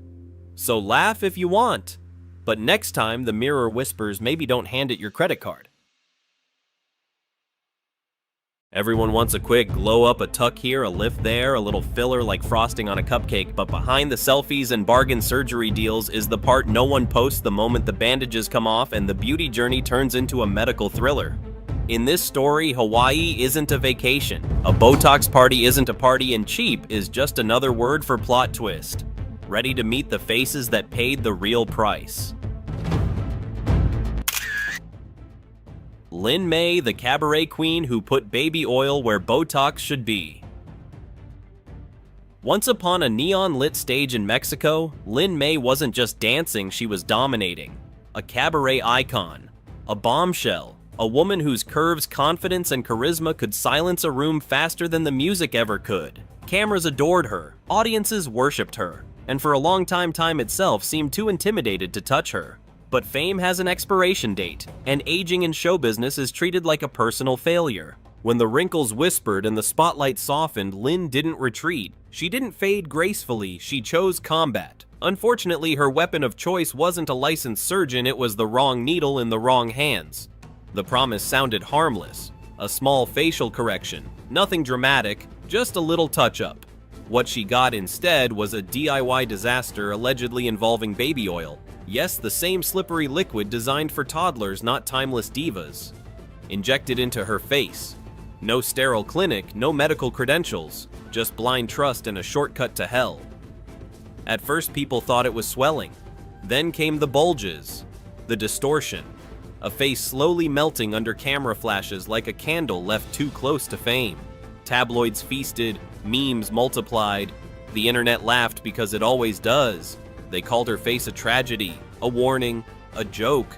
But Lin May refused the punchline. She kept dancing. She kept showing up. She kept owning every inch of the face the world mocked. When confronted, she didn't apologize or explain. She simply said, "It's still my face." And somehow that line hit harder than any scandal. Lin May's story isn't about vanity gone wild. It's about desperation in an industry that worships youth and discards women the moment gravity wins. She didn't lose her fire, she lost her safety net. Did Lin May ruin her face, or did the beauty industry ruin her first? Then laugh when she tried to survive. Jo Chuna, the teen who reached the operating room before adulthood. While most teenagers worry about acne grades and first heartbreaks, Jo Chuna worried about bone structure. Bullied for her appearance and raised in a culture where beauty is quietly treated as social currency, she learned early that looking right could mean being treated right. At just 13 years old, she persuaded her parents that cosmetic surgery wasn't indulgence, it was protection. What began as a single procedure quickly escalated into a cycle of cuts, stitches, and promises that the next operation would finally be the last. Year after year, Jo's face changed faster than her body could keep up. Double eyelids, a reshaped nose, shaved jaw, sculpted chin fillers, liposuction, each step documented online, each recovery shared with millions. Viewers didn't watch her mature. They watched her heal bruise and return swollen but smiling, ready for the next transformation. Her face became a living timeline of beauty trends, her adolescence replaced by surgical schedules and post-op instructions.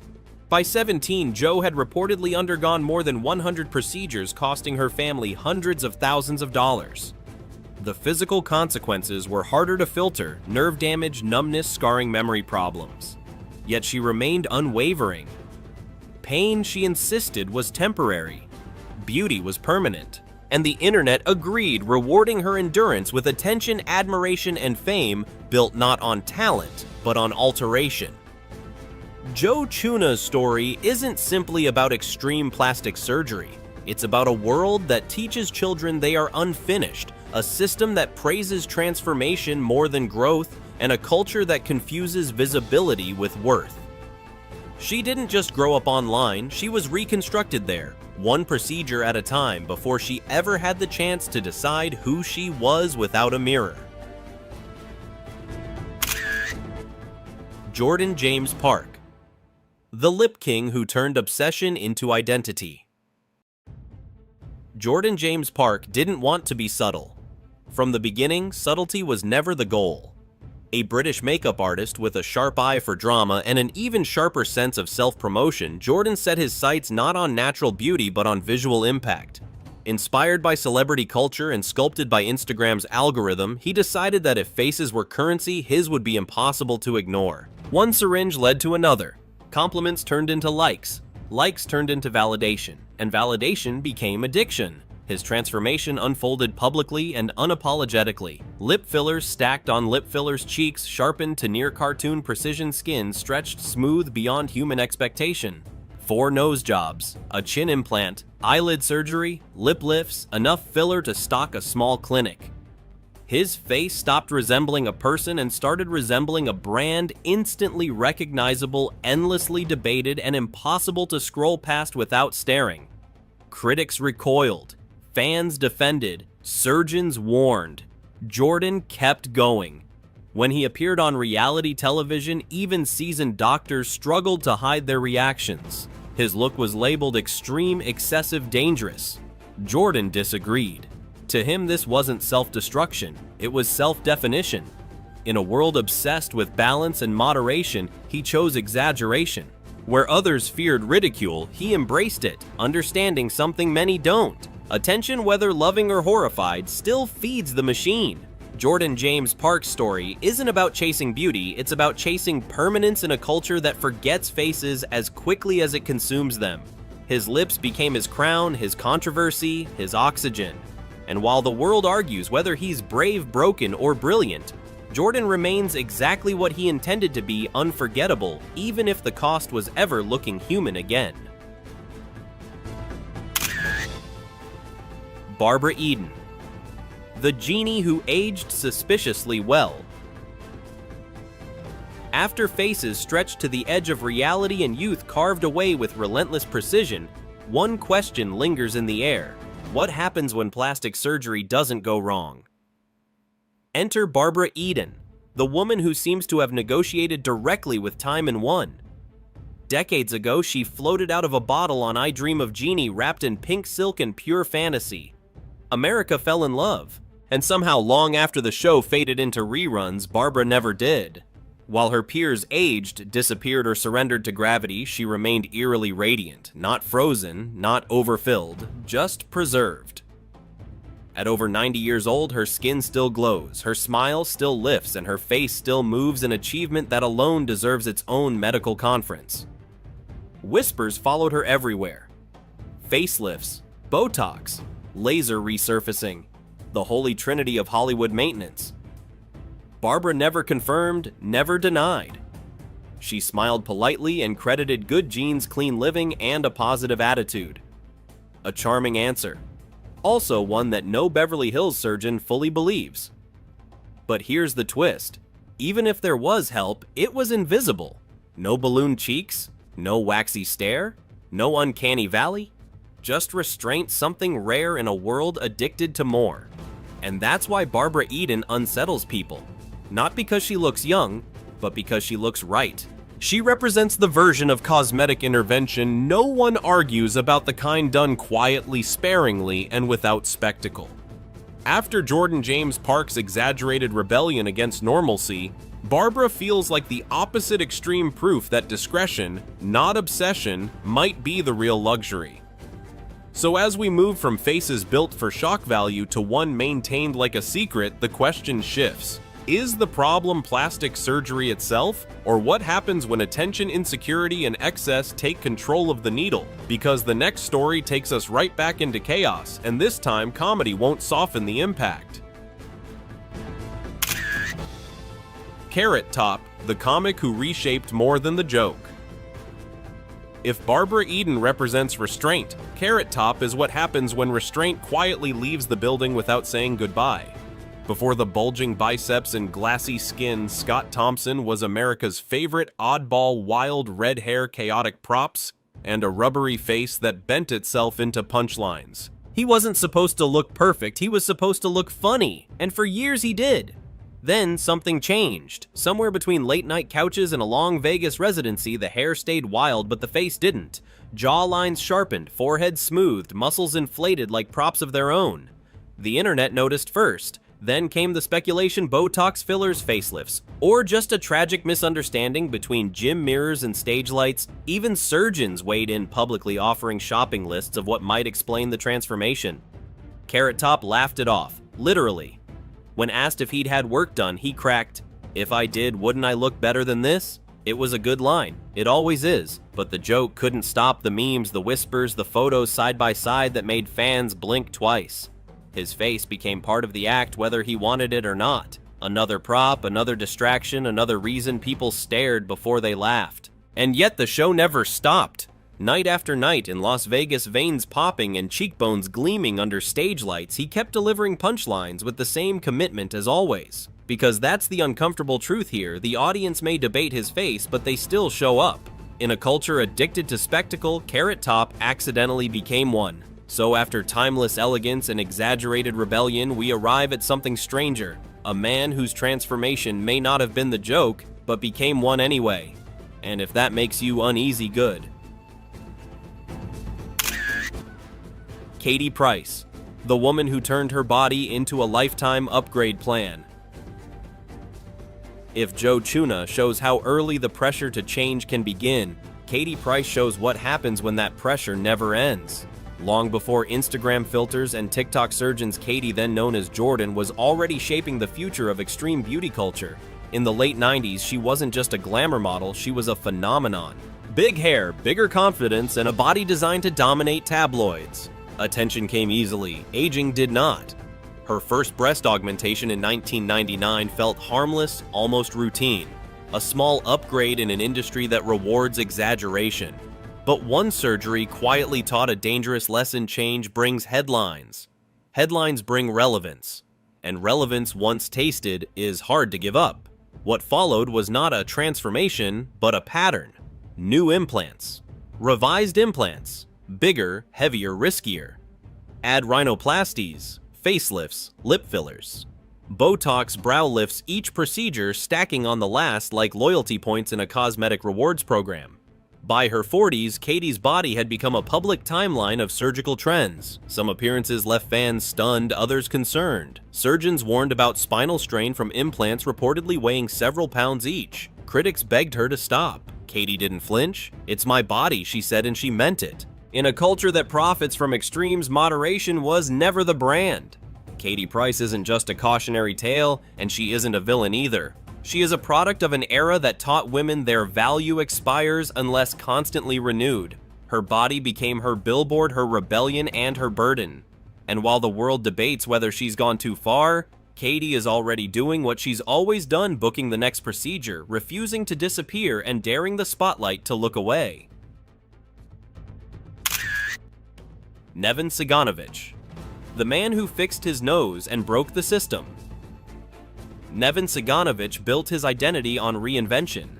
A Croatian stylist and media personality, he treated his body like a draft, never final, always editable. New hair, new face, new persona. By the time he booked his third rhinoplasty surgery, wasn't a risk anymore, it was routine.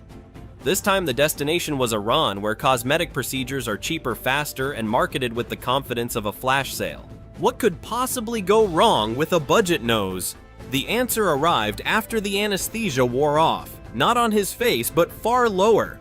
Neven developed priapism, a rare and painful medical condition involving a persistent erection caused by an adverse reaction to anesthesia.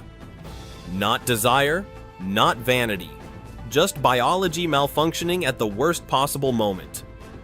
While his nose healed, his body staged a rebellion so alarming that doctors rushed him into emergency treatment. The irony was brutal. He fixed the feature people see first, only to risk the one no one talks about. Most people would pause after that. Reevaluate. Maybe stop letting scalpels steer their life. Neven did none of the above. Even as he joked about the incident in interviews, he framed it as a bizarre footnote, not a warning. Another story for attention. Another proof that suffering, if public enough, can still be converted into relevance. Neven Ciganovic's story isn't funny because it's shocking. It's funny because it's tragic in a deeply modern way. When your body becomes your brand, even medical emergencies turn into content. He didn't just risk his face for beauty, he risked everything else to stay visible. And that's the real complication no surgeon can fix. Rachel Napier, the lip party that almost took her face. Rachel Napier didn't walk into a clinic. She walked into a party.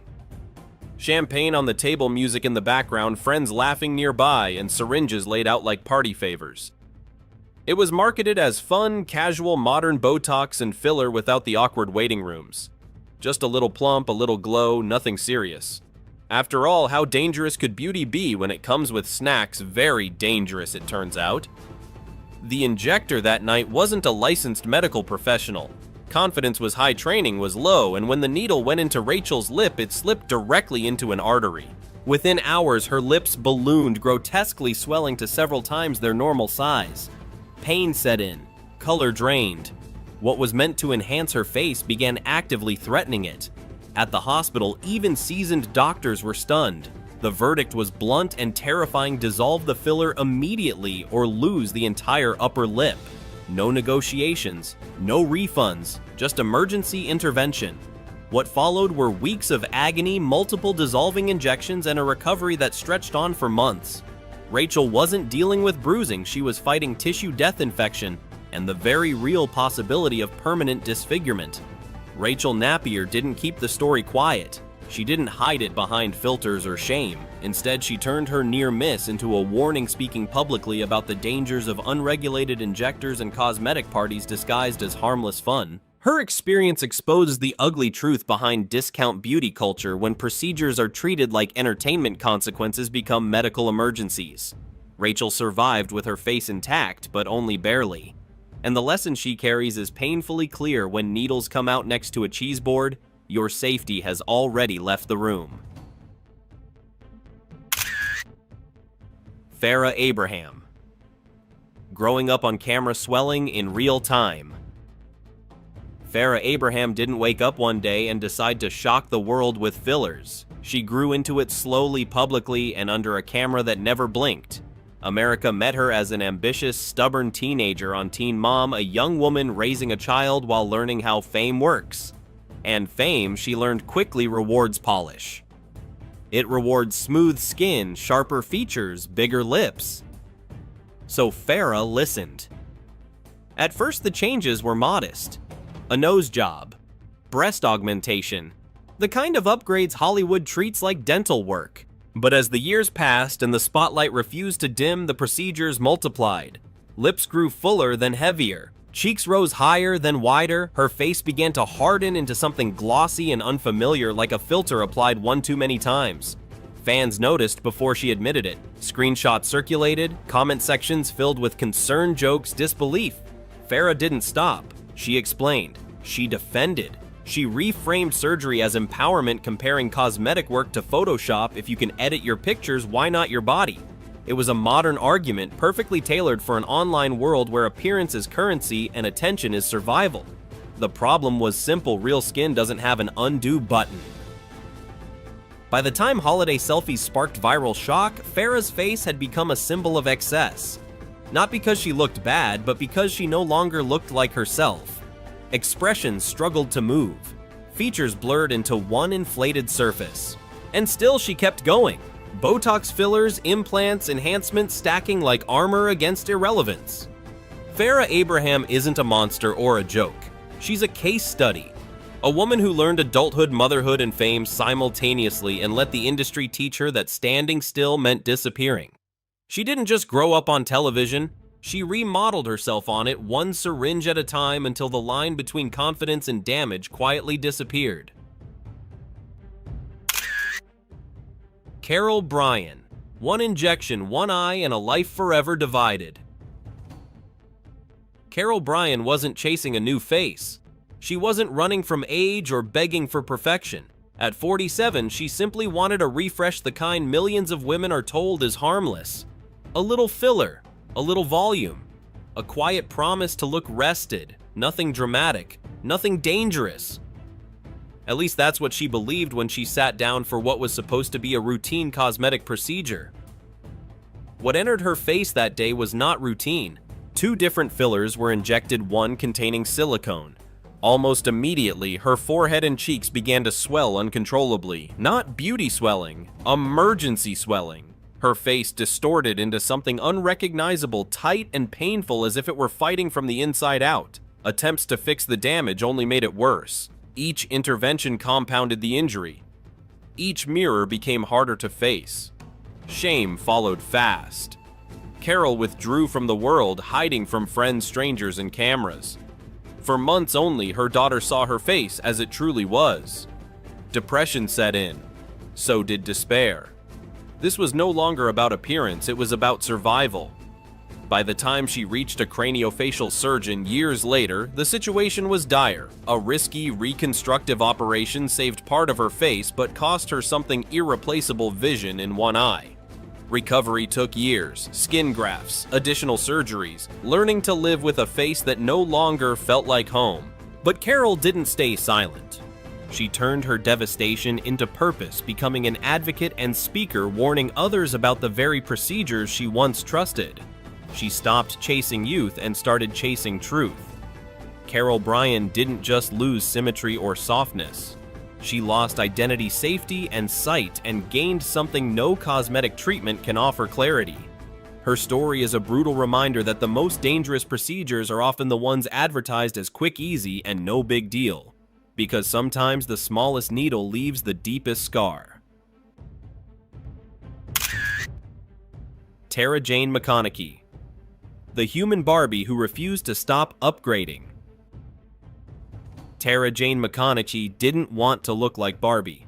That would have been too modest. She wanted to look like the latest version, shinier, bigger, louder, and impossible to ignore. A former nurse from Australia, Tara, understood bodies better than most, which makes her transformation even more unsettling. She wasn't naive, she was intentional. Every surgery, every injection, every extreme proportion was chosen with the precision of someone building a brand, not just a body. Breast augmentations stacked on breast augmentations. 5 of them. 6 nose jobs, endless filler. Lips stretched to cartoon scale, a waist pulled tight like shrink-wrap cleavage engineered to defy both gravity and medical advice. By her early 30s, Tara had spent well over $200,000 turning herself into a walking spectacle, half doll, half warning label. Doctors cautioned her about her weight, her health, her limits. Tara heard them and responded with a smile that said she wasn't finished. Reality TV loved her. Shows like Botched didn't treat her as a patient so much as an event. Tara, meanwhile, treated each appearance like a product launch. New body, new outfit, new headline. Critics called her delusional. Comment sections called her tragic. Tara called herself a personal art project. And art, after all, doesn't ask permission. But there's a quiet tension beneath the glitter. When your identity depends on constant escalation, stopping feels like failure. Maintenance turns into momentum. Bigger becomes baseline. Tara isn't chasing beauty anymore, she's chasing continuity. Because once you turn yourself into a headline, fading back into normal life isn't healing, it's disappearance. Mickey Rourke, the fighter who tried to fix his face and lost the war. Mickey Rourke was once untouchable. In the 1980s, Hollywood treated him like a dangerous secret, too handsome, too intense, too real. He wasn't just a heartthrob, he was a threat to perfection. Then he walked away from acting and into boxing rings, trading scripts for fists, applause for punishment. He won fights. His face didn't. Broken noses, crushed cheekbones, trauma stacked on trauma until the mirror stopped recognizing the man staring back. Plastic surgery wasn't about vanity for Mickey. It was repair, reconstruction, survival. He wanted his old face back, or at least something usable. What he got instead was a series of surgical misfires, 5 nose jobs, a cheekbone reconstruction. Procedures meant to restore instead reshaped him into someone unfamiliar, stiff, and strangely mask-like. Years later, Mickey admitted the truth with brutal clarity. He went to the wrong surgeon, and the wrong surgeon made everything worse. Hollywood didn't forgive him. Cameras lingered, headlines mocked. The same industry that once worshipped his raw masculinity now treated his face like a punchline. Every public appearance became a comparison photo. Every role came with whispers. His features looked pulled tight, almost waxy, as if the damage inside had finally surfaced on the outside. But Mickey never apologized for it.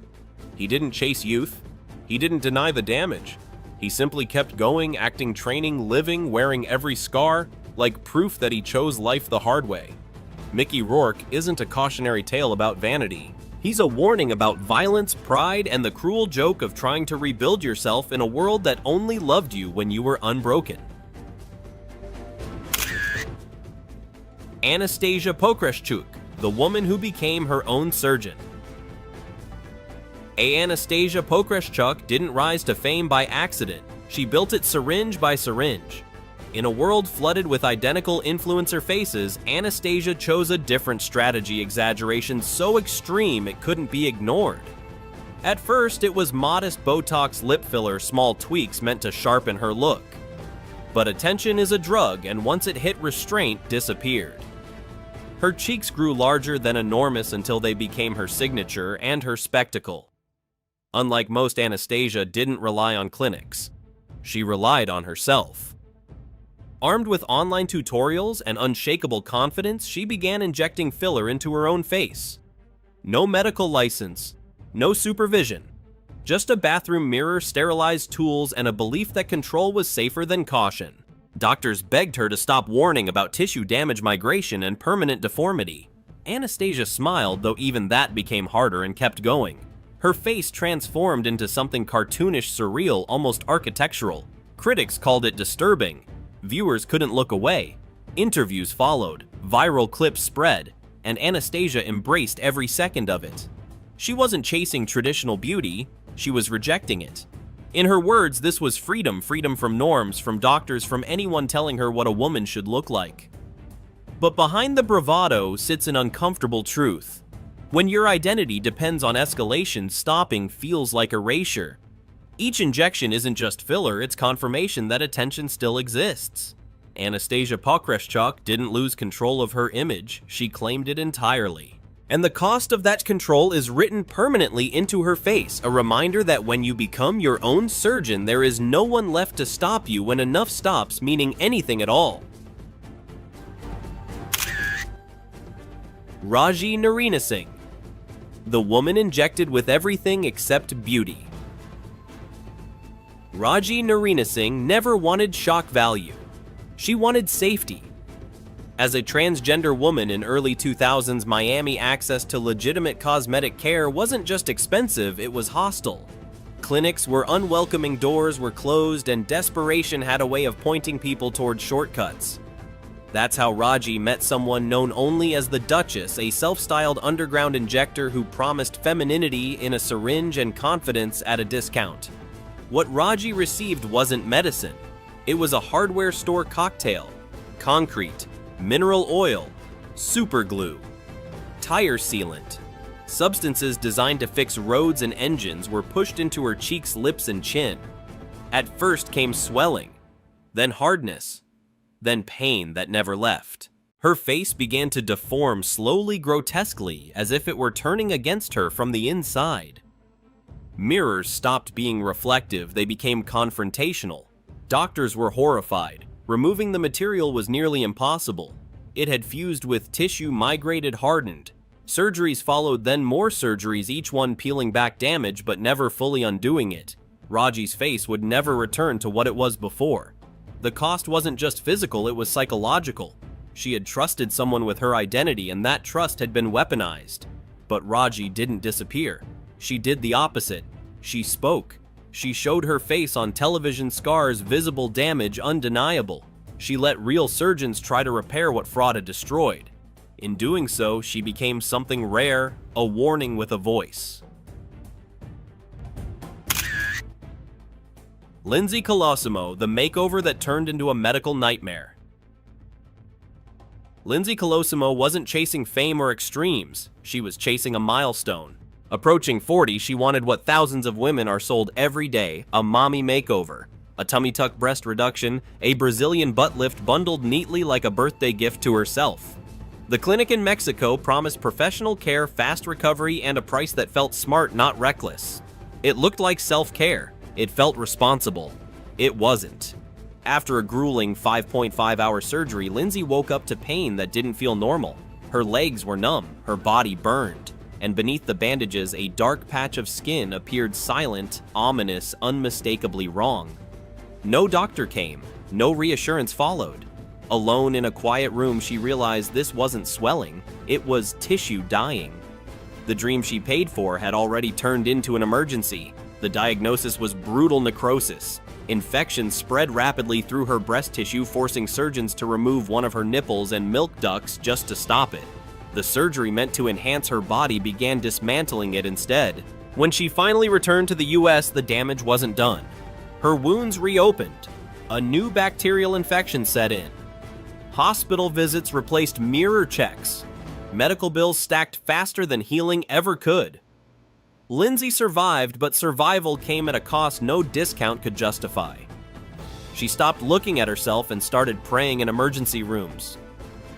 Scars replaced expectations. Curves were the least of her losses.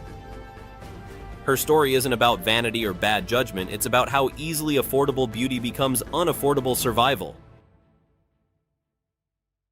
Have you ever stared at a celebrity you once admired and felt a strange shock because you no longer recognize them? In Hollywood, beauty isn't a gift, it's a battlefield. Some stars chase time, others try to erase it, and a few go so far that they lose themselves along the way. Tonight, we uncover the most shocking transformations ever seen on camera, stories of fame, obsession, reinvention, and regret. Stay until the end because the final reveal remains one of the most controversial cosmetic transformations in entertainment history. Simon Cowell. Simon Cowell built his reputation as one of the most influential figures in modern entertainment. As a judge on major talent shows, his calm tone, sharp observations, and high standards helped shape the careers of countless artists. For years, his image remained as recognizable as his voice, confident, controlled, and unmistakably authoritative. Like many public figures who spend decades in front of the camera, Cowell has faced ongoing attention regarding his appearance. He has spoken openly in interviews about trying various cosmetic treatments over the years, describing them as an effort to look refreshed, rather than to dramatically change who he was. These choices, made under constant public scrutiny, sparked wide discussion about aging and image in the entertainment industry. Eventually, Cowell acknowledged that some treatments did not reflect how he wanted to present himself.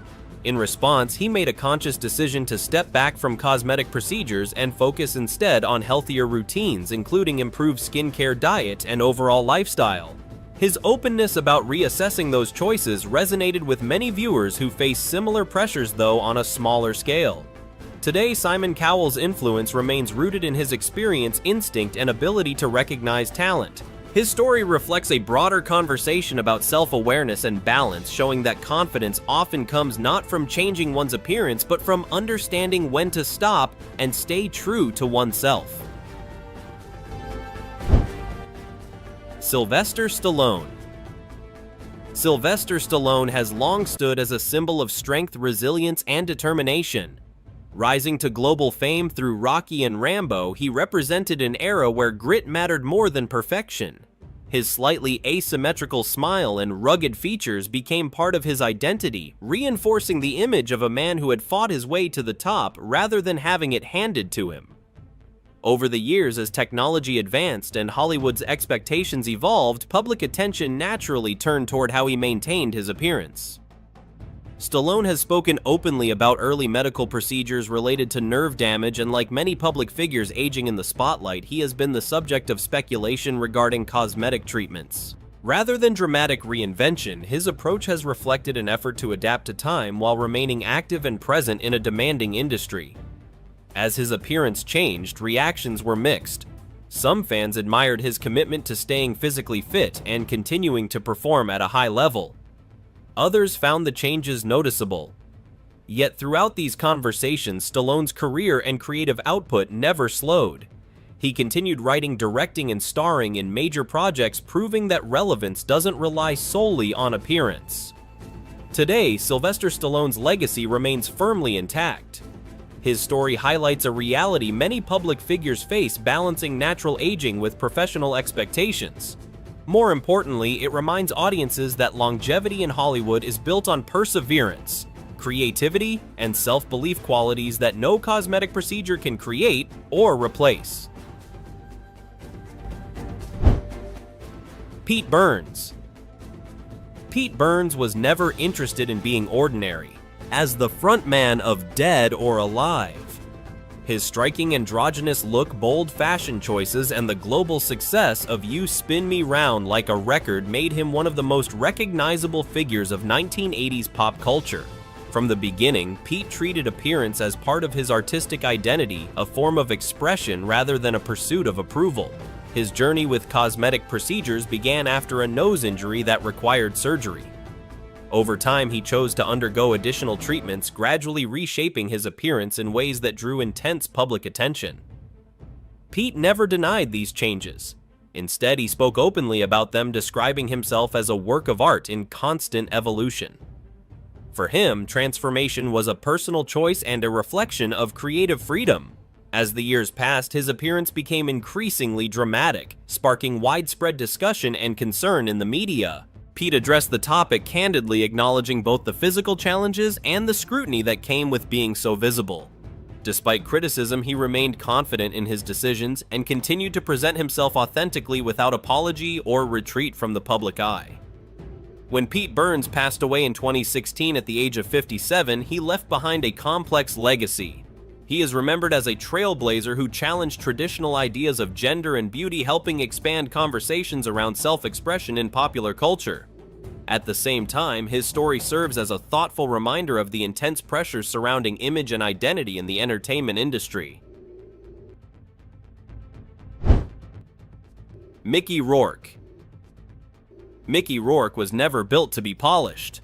In the 1980s, his bruised masculinity, smoldering eyes, and reckless intensity made him irresistible. He didn't look like a movie star, he looked like danger, and that danger was the appeal. But when Rourke walked away from Hollywood to pursue professional boxing, the ring took its toll. Broken bones, facial fractures, deep scars. The damage was real, brutal, and permanent. At first, surgery wasn't about vanity. It was reconstruction, repair, survival. But somewhere along the way, restoration turned into reinvention. Multiple nose surgeries, cheek implants, facelifts, hair transplants, each procedure promised to bring back what boxing had taken. Instead, the results slowly erased the very face audiences once recognized. Rourke has been candid about his mistakes, admitting he trusted the wrong doctors and chased fixes that only made things worse. His features grew tighter, less expressive, more mask-like. The raw vulnerability that once poured through his eyes became harder to find. Ironically, in trying to reclaim his past, he drifted further from it. Yet Mickey Rourke's story isn't one of failure, it's one of consequence. His critically acclaimed return in The Wrestler proved that talent doesn't live in symmetry or smooth skin, it lives in truth. Today, Rourke stands as a reminder Hollywood rarely likes to hear you can rebuild a face, but you can't surgically recreate authenticity. Caitlyn Jenner. Caitlyn Jenner's transformation was not a quiet Hollywood makeover, it was a global broadcast. Once celebrated as the ultimate symbol of American masculinity, an Olympic champion frozen in bronze in memory, she later reintroduced herself to the world with a single magazine cover and a sentence that stopped pop culture in its tracks. Suddenly, the past and present collided under studio lights. Leading up to her public transition in 2015, Caitlyn chose cosmetic procedures that softened her features and aligned her appearance with the identity she had carried privately for decades. Each change became headline news. Not because celebrities don't change, but because Caitlyn did it publicly, deliberately, and without asking permission. In Hollywood terms, it wasn't subtle, it was cinematic. Supporters hailed her as a symbol of courage and self-realization. Critics accused her of trading one rigid standard for another, reshaping herself to fit conventional ideas of femininity. The irony wasn't lost on anyone. After spending years trapped by expectations, Caitlyn stepped into a new role only to be judged by a different set of rules. Through admiration, backlash, praise, and parody, Caitlyn remained unmoved. She spoke candidly about her journey, insisting the transformation wasn't about chasing beauty or approval, but about finally being visible as herself. Whether the world applauded or rolled its eyes became secondary. Caitlyn Jenner's story sits at the crossroads of identity, image, and spectacle. It's provocative, complicated, and impossible to ignore, a reminder that in the age of constant observation, even personal liberation can become public entertainment. Kenny Rogers. Kenny Rogers never needed to look young to be legendary. His voice did the heavy lifting, warm, weathered, and full of stories that sounded lived in. By the time he became a global country icon, his face already carried the lines of experience, heartbreak, and hard-earned wisdom. Ironically, that honesty is exactly what made the conversation around his appearance so surprising. As he entered his 50s, Rogers made a choice few male stars of his generation were willing to admit publicly he explored cosmetic surgery. Not in secrecy, not in denial. In interviews, he spoke plainly about eyelid surgery and facelifts, explaining that he wanted to look as good as he felt on stage. In an industry obsessed with youth, his openness felt almost rebellious. But the results weren't what he expected. Over time, subtle adjustments became more noticeable, and fans began commenting on how different he looked. Rogers didn't deflect or hide. Instead, he did something rare: he reflected. In later interviews, he openly acknowledged that some procedures went too far, once joking that he looked permanently surprised. The humor softened the truth, but the lesson was clear. What made Kenny Rogers stand apart wasn't the surgery itself, it was his response to it. He expressed no bitterness, no regret, no blame. He framed the experience as part of aging in public, something every performer eventually faces. More importantly, he emphasized that appearance fades, but authenticity doesn't. By the end of his life, Kenny Rogers was remembered not for how his face changed, but for how honestly he spoke about it. Patrick Dempsey. Patrick Dempsey exists in a rare Hollywood category, the man who somehow aged without alarming anyone. As McDreamy on Grey's Anatomy, his charm wasn't loud or aggressive, it was effortless. Soft confidence, calm presence, and a face that suggested reliability rather than rebellion. While others fought time with dramatic reinvention, Dempsey seemed to negotiate with it quietly. As the years passed, speculation followed, as it always does. Smooth skin, a firm jawline, fewer wrinkles than expected. Had he turned to cosmetic help, Dempsey never confirmed or denied anything, which only fueled curiosity. Industry experts suggested subtle, non-invasive treatments at most, the kind designed to refresh, not replace. If anything was done, it was done carefully, respectfully, almost invisibly. What separates Patrick Dempsey from many of his peers isn't how young he looks, it's how comfortable he seems with not trying too hard. He speaks openly about mental health, physical fitness, balance, and passion. Away from acting, he races cars professionally, trains seriously, and lives like someone more focused on function than fixation. In a culture obsessed with extremes, frozen faces, or total neglect, Dempsey represents the middle ground Hollywood rarely celebrates. His appeal isn't rooted in denying age, but in wearing it well. No shocking transformations, no public regrets, just a man evolving naturally under unforgiving lights. Patrick Dempsey's story reminds us that sometimes the most radical choice in Hollywood isn't changing everything, it's knowing when not to. Joe Biden. Joe Biden's transformation isn't the kind that shocks, it's the kind you notice only when you look back. No dramatic reveals, no sudden reinvention, just a slow, carefully managed evolution carried out under the unforgiving spotlight of American politics, where every wrinkle, every strand of hair becomes a headline waiting to happen. In his younger years, Biden faced early and very visible hair loss, a potential liability in a profession where looking strong often matters as much as sounding confident. Instead of pretending it wasn't happening, he quietly turned to hair restoration. The result wasn't flashy or obvious, just effective. Over time, his hairline stabilized, becoming part of the familiar image Americans now associate with him. Then there was the smile. Early photos show uneven teeth and a more casual grin. Decades later, Biden's polished, camera-ready smile became one of his trademarks, friendly, reassuring, deliberately approachable. Dental work and subtle aesthetic refinements helped shape a look that felt trustworthy rather than glamorous, a crucial distinction in politics. As he aged, speculation followed, as it does for every public figure. Eyelid surgery, minor facial treatments, nothing extreme, nothing frozen. The key difference: Biden's appearance never became the story. His changes blended so seamlessly that most people didn't notice them happening at all. Joe Biden's case highlights a different kind of cosmetic philosophy, not chasing youth but managing perception. In a world where image influences credibility, his approach was strategic, restrained, and quietly successful. Proof that sometimes the most effective transformation is the one that never demands attention. Michael Jackson.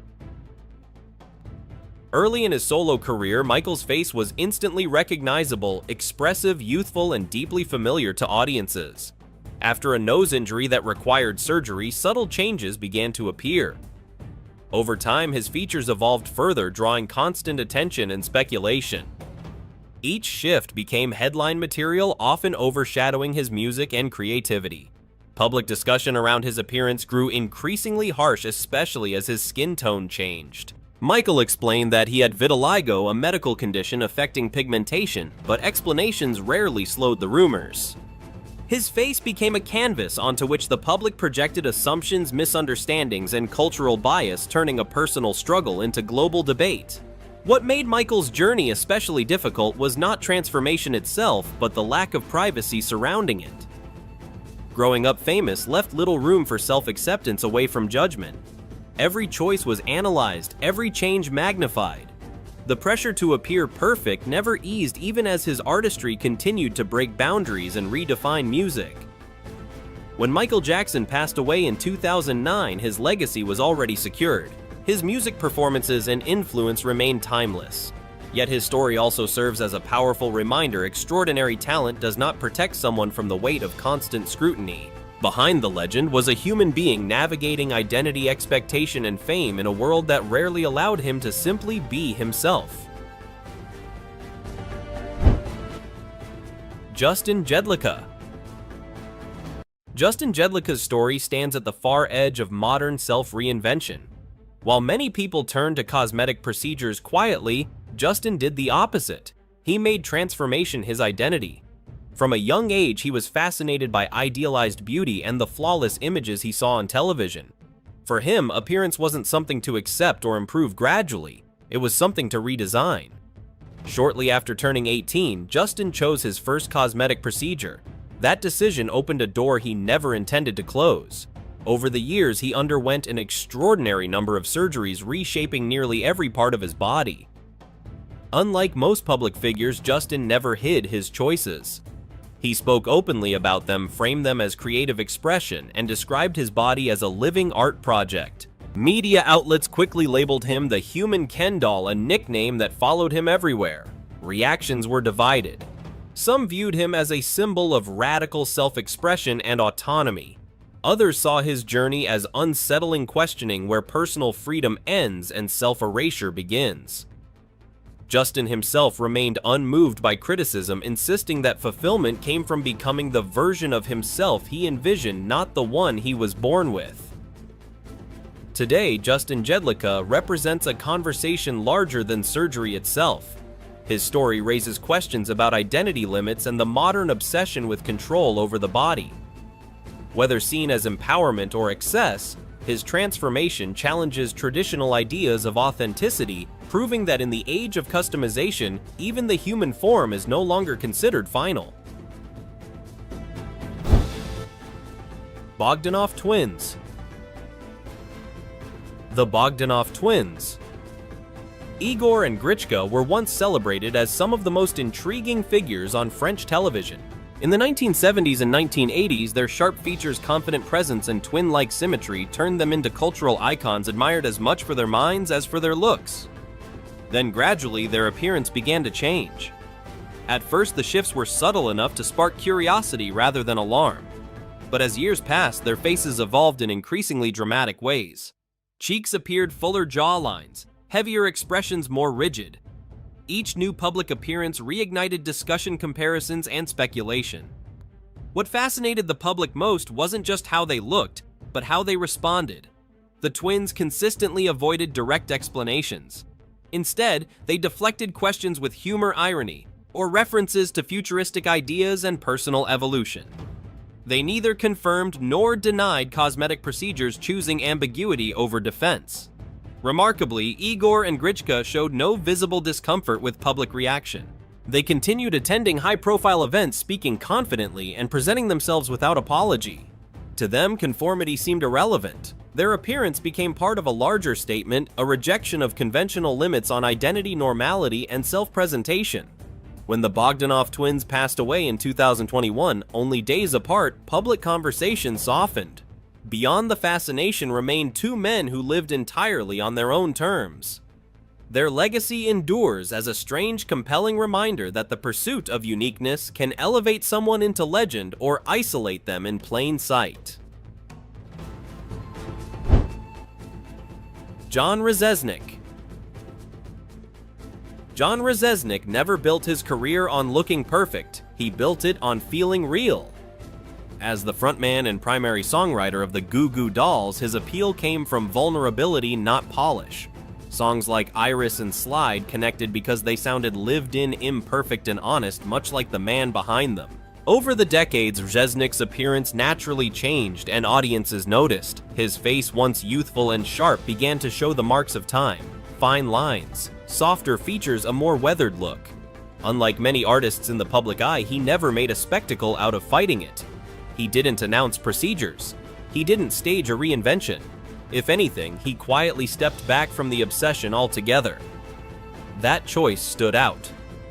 In an industry that rewards denial and punishes aging, Rzeznik appeared increasingly comfortable letting time do what time does. Interviews focused less on how he looked and more on how he felt about music. mental health, creativity, and survival in a business that often burns artists out. His focus stayed on songwriting, touring, and staying connected to fans through emotion rather than image.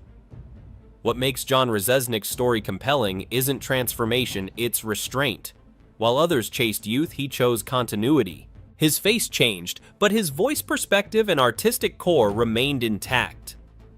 Fans didn't drift away because the connection was never skin-deep to begin with.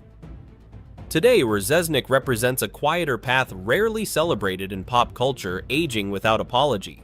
His legacy proves that longevity doesn't come from erasing time, but from growing alongside it, letting the music, not the mirror, tell the story. Carol Bryan. Carol Bryan became known to the public under circumstances no one would ever choose. Thrust into the media spotlight through a deeply personal family tragedy, her life was suddenly examined from every angle. Unlike entertainers or public officials, Carol did not step forward willingly. Attention found her, and it never truly left. In the years that followed, people began focusing not only on her words but on her appearance. Physical changes were noticed and discussed often without context or compassion. What should have remained private became public conversation, and assumptions followed quickly. In many cases, her appearance was unfairly treated as a statement rather than simply a reflection of time, healing, and personal choice. What makes Carol Bryan's story relevant to this discussion is not transformation itself, but judgment. Society often expects grief to look a certain way, restrained, frozen in time, visibly sorrowful. When someone continues living, adapting, or changing, that expectation can turn into criticism. Carol never positioned herself as a symbol or spokesperson. She simply moved forward with her life. Her experience highlights a broader issue. When private individuals are placed under public scrutiny, empathy often disappears. Appearance becomes a shortcut for judgment even when it reveals nothing about character or experience. Carol Bryan's story reminds us that healing is deeply personal and no one owes the world a specific version of how survival should look. Neven Ciganovich. Neven Ciganovich has never been interested in subtlety. As a fashion stylist and television personality, he built his public image on visibility, confidence, and deliberate exaggeration. In an industry that often rewards quiet conformity, Neven chose the opposite path, turning himself into a statement that could not be ignored. Over the years, his appearance evolved alongside his career.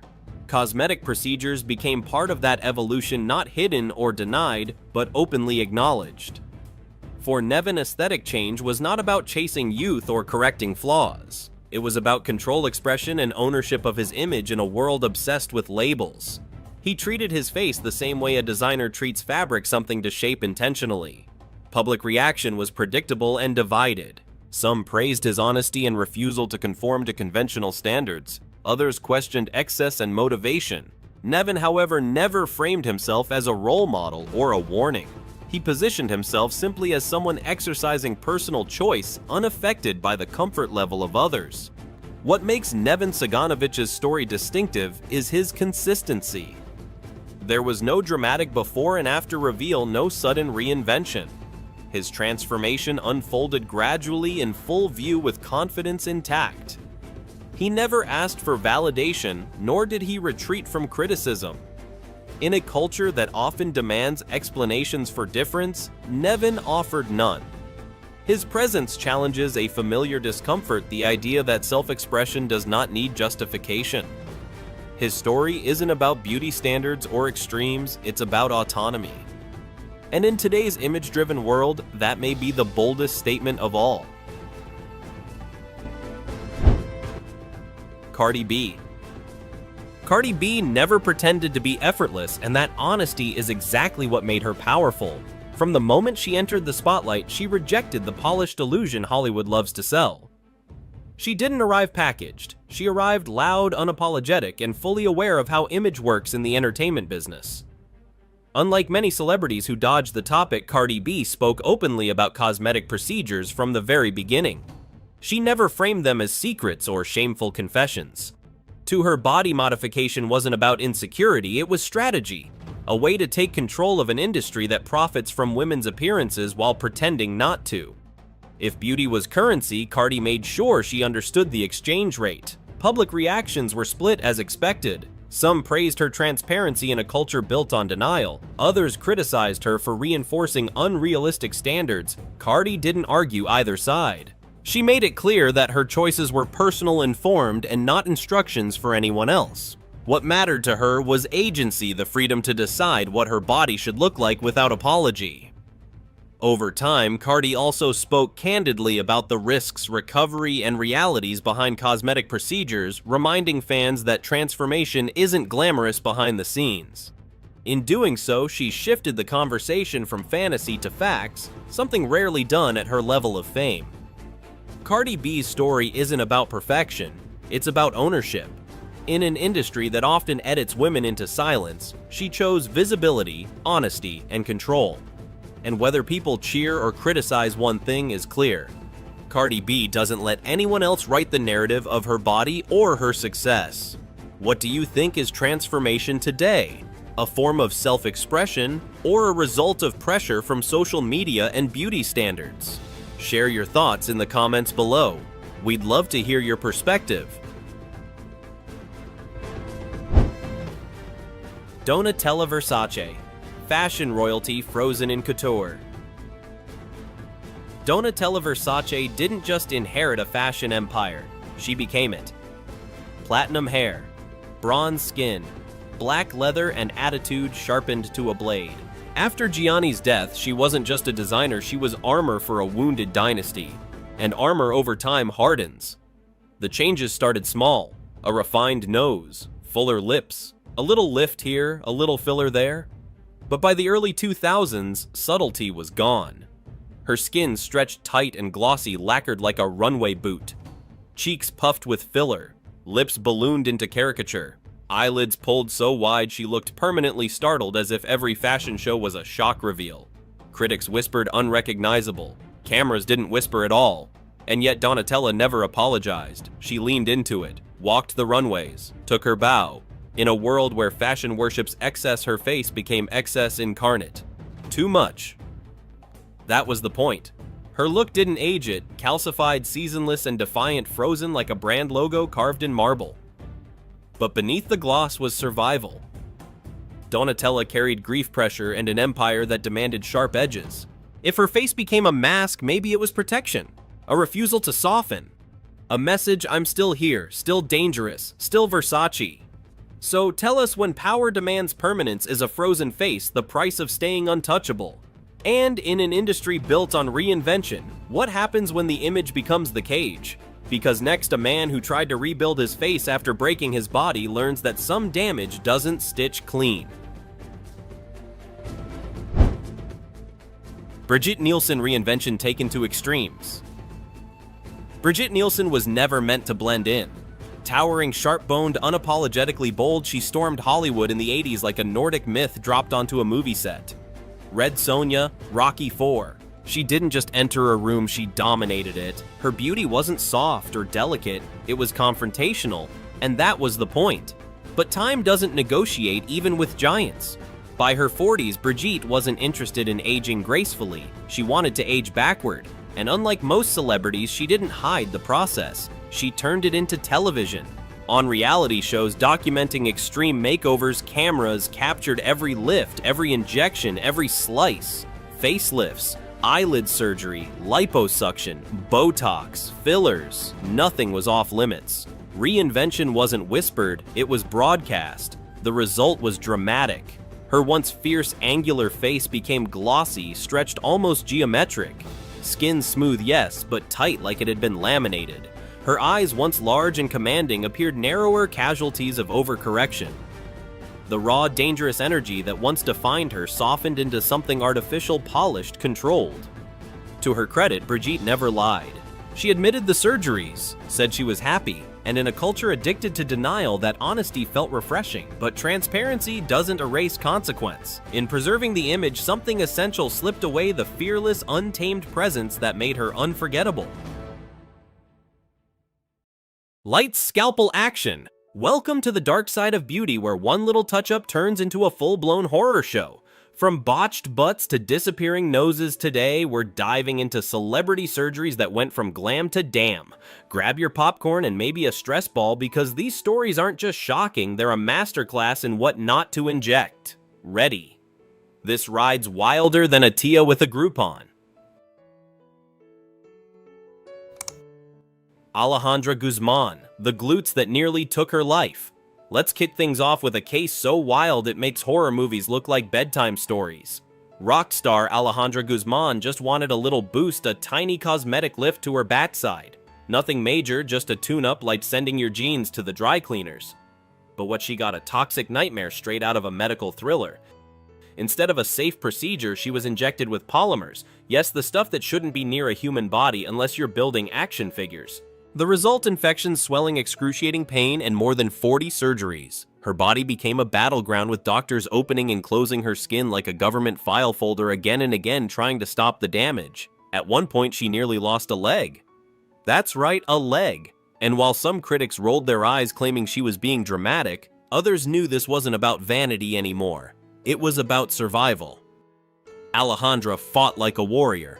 But what started as a small tweak turned into one of the most infamous medical mishaps in Latin celebrity history. So before you book that quick little lift, ask yourself, are you glam enough to gamble with a scalpel?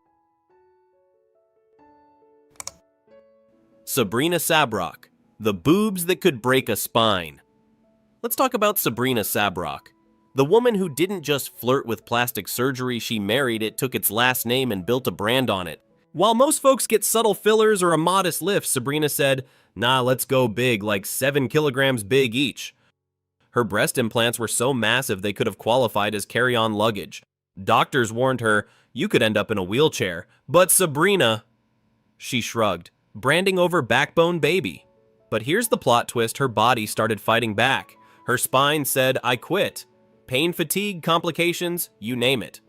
Not to mention, her face also took a few detours, with lips, cheekbones, and God knows what else getting extra attention. Critics called it too much. Fans called it iconic. But her reality? A walking health hazard dressed as a bombshell. So here's the million-dollar question. Where's the line between creating your image and destroying your body? Because at some point, even the strongest backs can't carry the weight of a persona. Literally. Elizabeth Loaiza, the biopolymer bombshell. Imagine going in for a little booty boost and coming out missing chunks of muscle. Sounds like a horror film. Nope, it's Elizabeth Loaiza's real-life nightmare. This Colombian beauty thought she was getting a routine enhancement, the kind influencers rave about like it's a facial. Instead, they injected her with biopolymers, a word that now haunts Latin America like a bad ex. Soon her body began rejecting the substance like it was allergic to clout. Pain, swelling, and a terrifying surgery where doctors had to cut out 4 or 5 centimeters of actual muscle just to stop the damage. Forget a bad angle, she was dealing with caved-in tissue and permanent scars inside and out. And while Instagram stayed filtered, Elizabeth went unfiltered, crying on camera, exposing an industry that sells beauty but delivers trauma. So next time someone offers you the latest injectable, ask, is it approved or is it mystery goo that'll eat you alive? Because in this story, the only thing bigger than the damage was the silence. Lin May, the face that got fried with cooking oil. If you think bad makeup is a tragedy, wait till you hear what happened to Lin May. The iconic Mexican vedette wanted to freshen up her already glamorous face. But instead of a glow up, she got a grease fire because someone who wasn't even a doctor decided to inject her with literal oil. Yes, like the kind your abuela uses to fry plantains. What followed was a nightmare, painful lumps, permanent inflammation, and a face that started turning against her. Lynn's confidence crashed and she spiraled into a depression so deep it made tabloids look tame. And here's the dark twist: she wasn't the only one. Turns out this mystery doctor had a whole lineup of victims. But Lynn, she became the poster child for beauty gone brutally wrong. Did she give up? Nope. Lynn stood tall, face puffed, heart heavy, and said, I'm still here. That's strength hotter than the oil they used on her. So before you trust someone with a syringe and a discount, ask yourself, Is it beauty, or is it just someone playing chef with your face?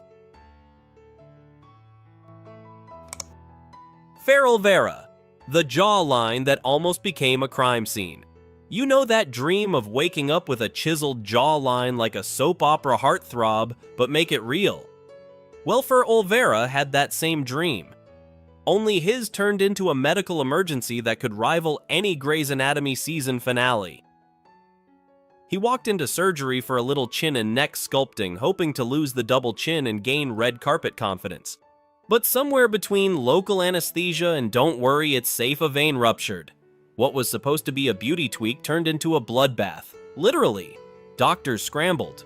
There was panic stitches, suction, probably even a prayer or two. Fair was fighting for his life, not for a better selfie angle.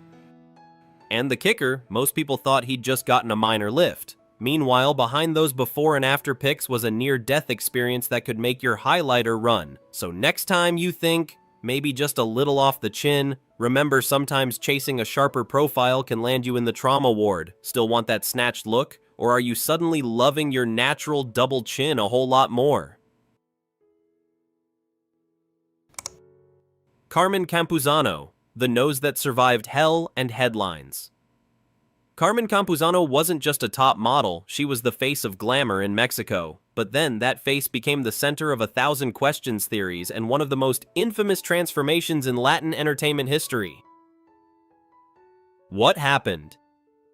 Depends who you ask. Some blamed illness. Others whispered about accidents or addiction. But one thing was certain, her nose became the headline, with each appearance fueling more rumors and media frenzy. Her once iconic features slowly distorted. TV shows zoomed in. Tabloids speculated like it was a true crime series. But behind the chaos was a woman fighting real pain, physical, emotional, and public. Carmen didn't hide. She faced cameras, comments, and memes with a strength most couldn't fake. Because her story wasn't just about a nose, it was about surviving when the world sees your face as gossip fodder. So here's the question. How much can a person endure when their identity becomes a public mystery? And at what point does beauty stop being admired and start being dissected? Alera Avendano, the human Barbie with a VIP pass to the OR. If there were frequent flyer miles for plastic surgery, Alera Avendano would have earned a round trip to Mars first class. With over 40 surgeries under her designer belt, Alera didn't just chase beauty, she went full throttle into a cosmetic roller coaster that left even surgeons wondering, wait, what's still original? From a waist so tiny it defied anatomy to lips, bust, nose, and cheeks all getting their own glow-up, her body became a full-time renovation project. She calls it art. Others, a walking cartoon. Either way, her obsession with the scalpel turned her into a viral sensation and a cautionary tale. Thing is, the more she nipped and tucked, the riskier it got. Her skin fragile, her tissues exhausted. At some point, even the body says, "Girl, I need a break." And yet, Alera kept smiling, posing, because in her words, she was sculpting perfection. But the question remains, when your body becomes a canvas, what happens when the paint starts to crack? How many surgeries are too many, and is it still beauty or just battle scars in disguise? Alfredo Palacios, the man who Botoxed himself into a mystery, known as the stylist of the stars. Alfredo Palacios could glam up anyone from head to toe. But one day he turned the scissors and syringes on himself, and the results, well, let's just say the mirror probably blinked first. Over the years, Alfredo's face became a real-life filter. Tighter skin, puffier cheeks, eyes shrinking like they were dodging the spotlight. Fans began whispering, is he aging backwards or just melting differently? With each TV appearance, his face looked newer, but not always in a good way. It was like he hit refresh on his look every year, except someone forgot the instructions. And while Alfredo insisted everything was fine, the internet wasn't buying it. Memes exploded. Some said he looked like a wax figure with Wi-Fi. Others swore his expression hadn't moved since 2003. So where's the line between staying youthful and turning into a walking filter pack? Alfredo may be gone, but his face lives on as a reminder that sometimes the quest for eternal youth leaves us asking, who are we really trying to fool, time or ourselves?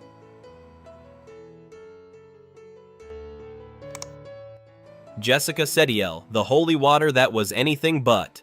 Picture this: a rising star, a trusted clinic, and a promise of beauty sealed with a needle. What could go wrong? Well, everything.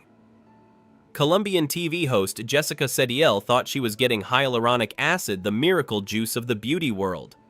Instead, she got injected with a mystery substance so shady it probably didn't even come with a label.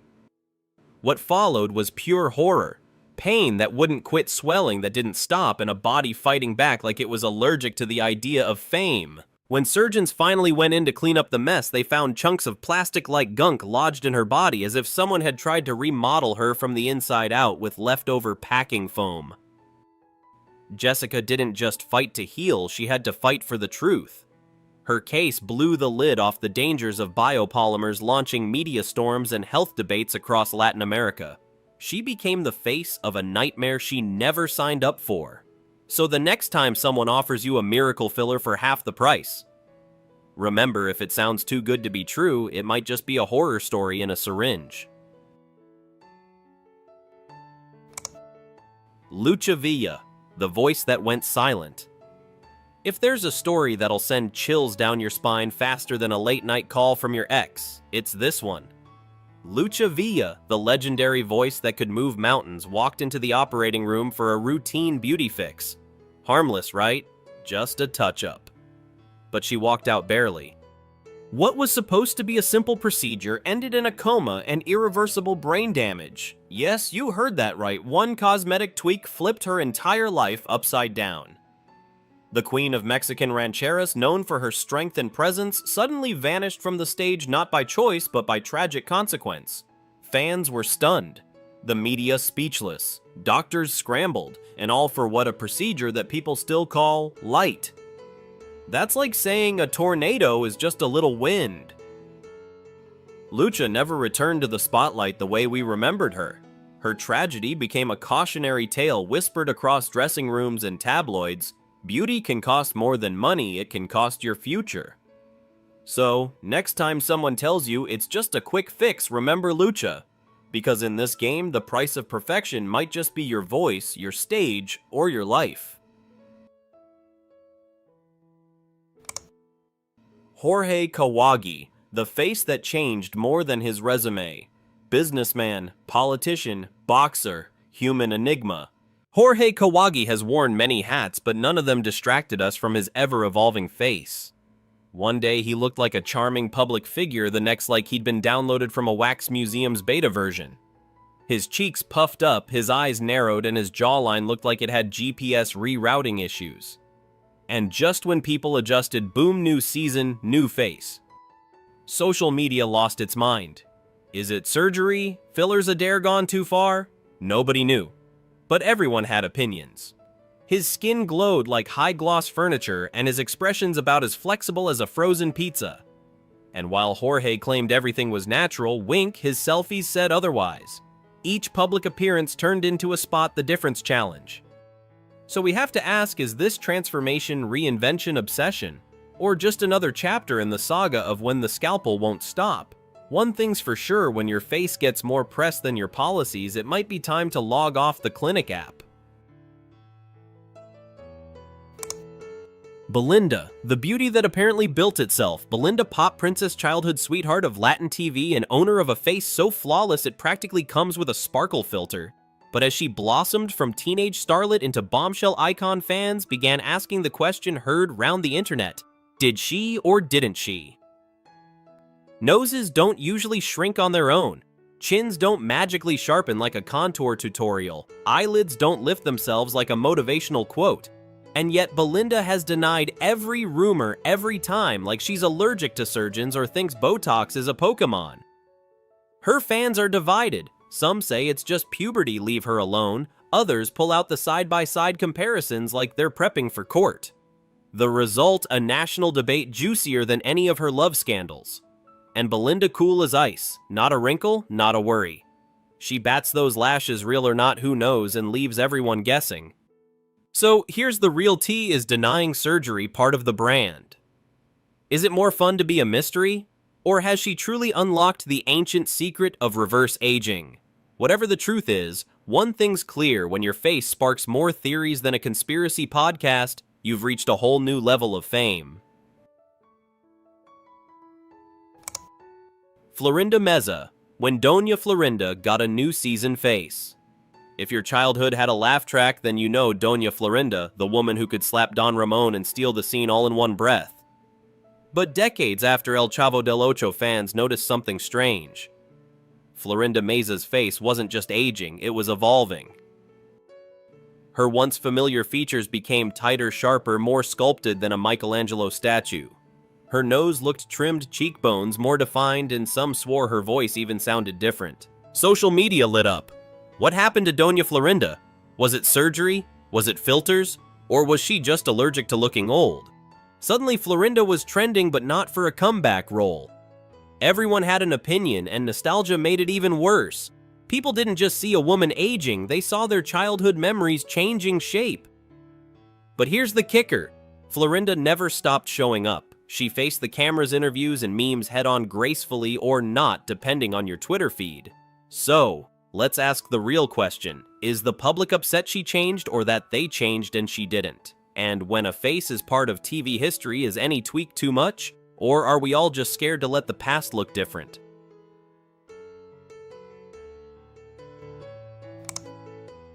Alma Cero, the eyes that almost saw nothing.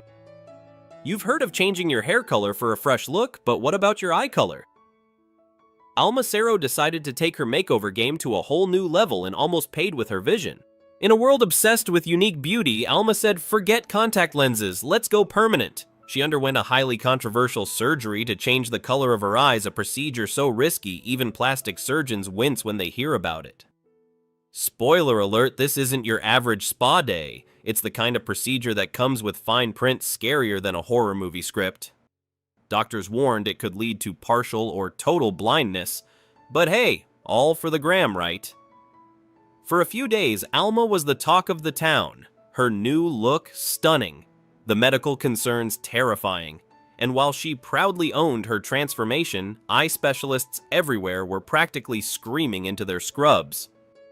So here's the burning question: how far would you go for a new gaze? Is a look worth gambling with your eyesight, or is this just another case of beauty trends playing Russian roulette with reality? Because when the lights go out, literally, no filter's gonna save you. Veronica Castro, the diva, the legend, the mystery mask. Ah, Veronica Castro, the queen of Mexican television, owner of the most iconic smile in telenovela history.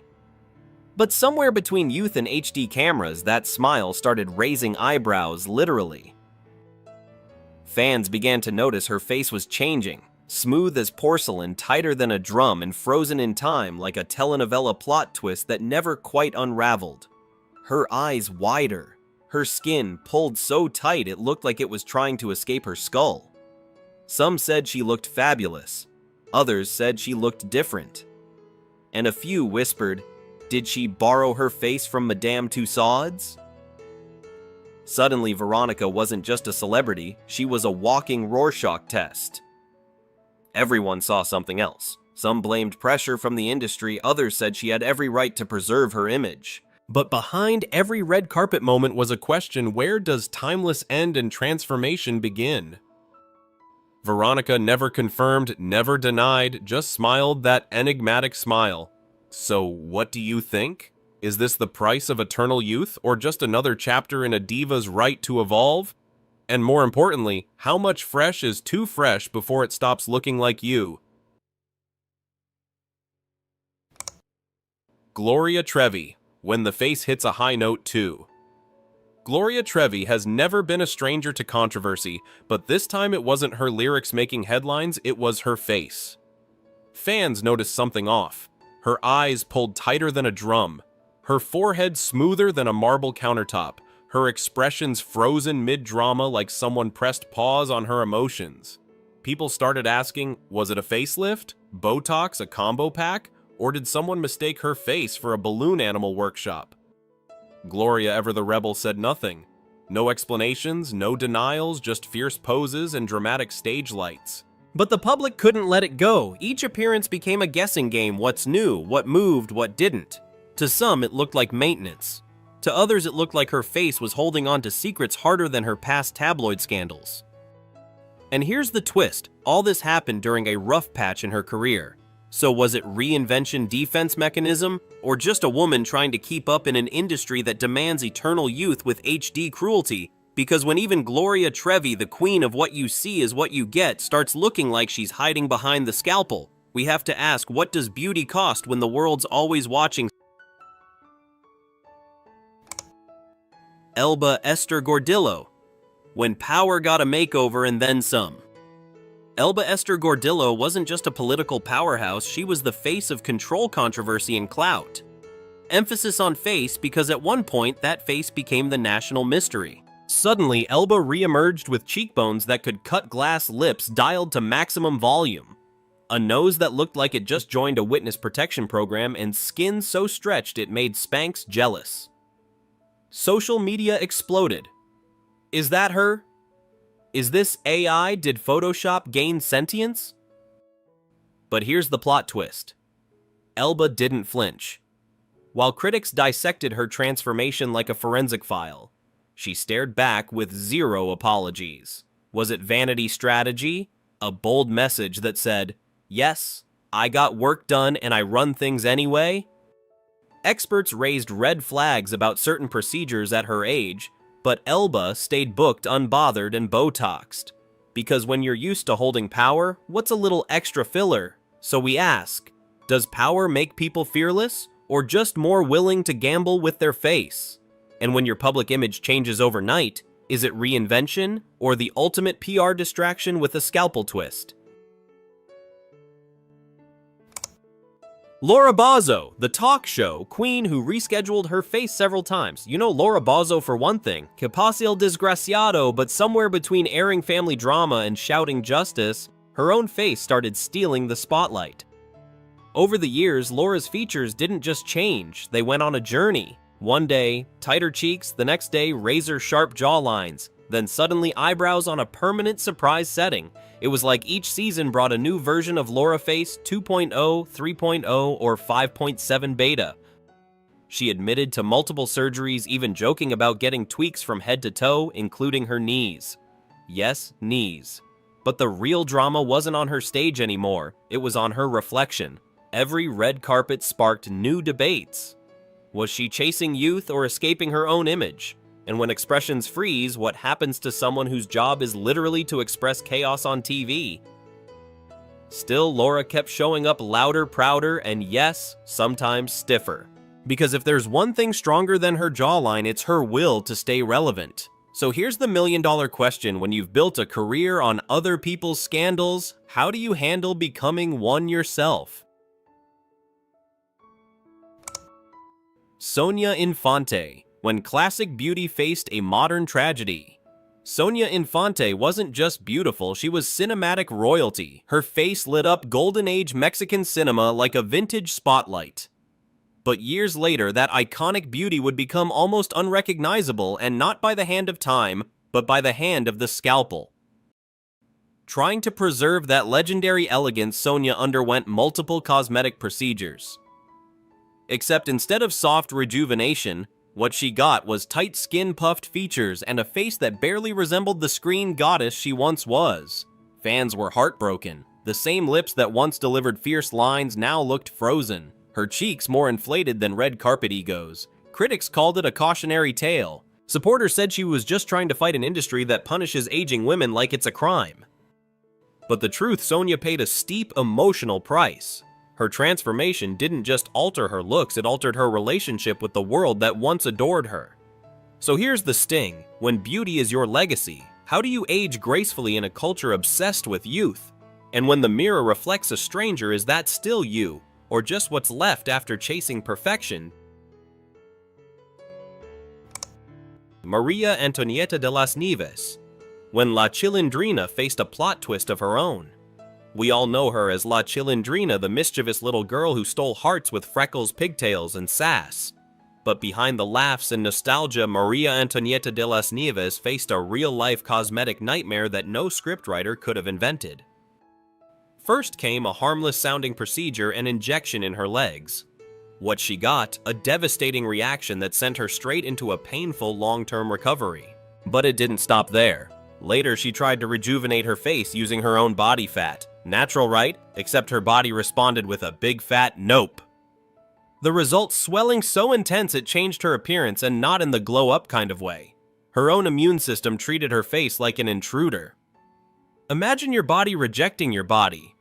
She opened up about it with honesty and tears, reminding us that not all cosmetic disasters come from shady clinics. Sometimes even the safe route goes rogue. So here's the twist. When even your own biology turns against you, is beauty still worth the risk? And how many more stories like hers are hiding behind perfectly filtered smiles? Natalia Esperon, when a simple lipo became a life detour. Natalia Esperon, the sweetheart of telenovelas, had a face made for close-ups and a charm that made viewers swoon. But even stars feel the pressure to tighten up, and one day she booked what many call a harmless little lipo. Except this one came with more plot twists than the show she starred in. The Clinic. Let's just say it wasn't exactly 5-star. Think more discount ad on page 7 of a sketchy magazine. What followed was anything but glamorous, uneven results, painful recovery, and a body that no longer felt like hers. Natalia went low profile. The press whispered, paparazzi zoomed, and while the world speculated, she battled a quiet war physically and emotionally. It wasn't just about aesthetics anymore, it was about identity, confidence, and a career that demanded perfection under bright lights. So ask yourself, when the pressure to stay flawless meets a risky bargain, who really pays the price? And how many stars are walking red carpets hiding surgical scars beneath their smiles? Ninel Conde, the bombshell who froze her face and the internet. Ninel Conde has always been known as El Bombón Asesino, but lately fans are wondering if the real killer might be the Botox. Over the years, Ninel's once expressive face became a tightrope act of tweaks, fillers, and don't blink or you'll miss it transformations. Lips ballooned, cheeks lifted, eyebrows arched into a state of permanent surprise. Her red carpet appearances sparked more theories than a true crime podcast. And when reporters dared to ask if she'd had work done, boom, she exploded harder than a telenovela plot twist. The clapbacks were louder than her high notes, turning beauty talk into full-blown drama. Fans were torn, some defended her right to change, others mourned the Ninel of yesteryear. But one thing was clear, her face was now a trending topic. Not her music, not her roles. Her face. So let's get real. In an industry that demands you stay forever young, is Ninel a victim, a rebel, or just doing whatever it takes to survive the glare of the spotlight? And at what point does chasing perfection become the very thing that steals your essence? Because when your face is your brand, every injection is a gamble with your identity on the line. Alejandra Guzman, the glutes that nearly took her life. Let's kick things off with a case so wild it makes horror movies look like bedtime stories. Rock star Alejandra Guzman just wanted a little boost, a tiny cosmetic lift to her backside. Nothing major, just a tune-up like sending your jeans to the dry cleaners. But what she got, a toxic nightmare straight out of a medical thriller.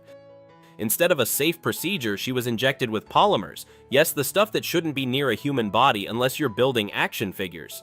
The result: infections, swelling, excruciating pain, and more than 40 surgeries. Her body became a battleground, with doctors opening and closing her skin like a government file folder again and again, trying to stop the damage. At one point, she nearly lost a leg. That's right, a leg. And while some critics rolled their eyes claiming she was being dramatic, others knew this wasn't about vanity anymore. It was about survival. Alejandra fought like a warrior. But what started as a small tweak turned into one of the most infamous medical mishaps in Latin celebrity history. So before you book that quick little lift, ask yourself, are you glam enough to gamble with a scalpel?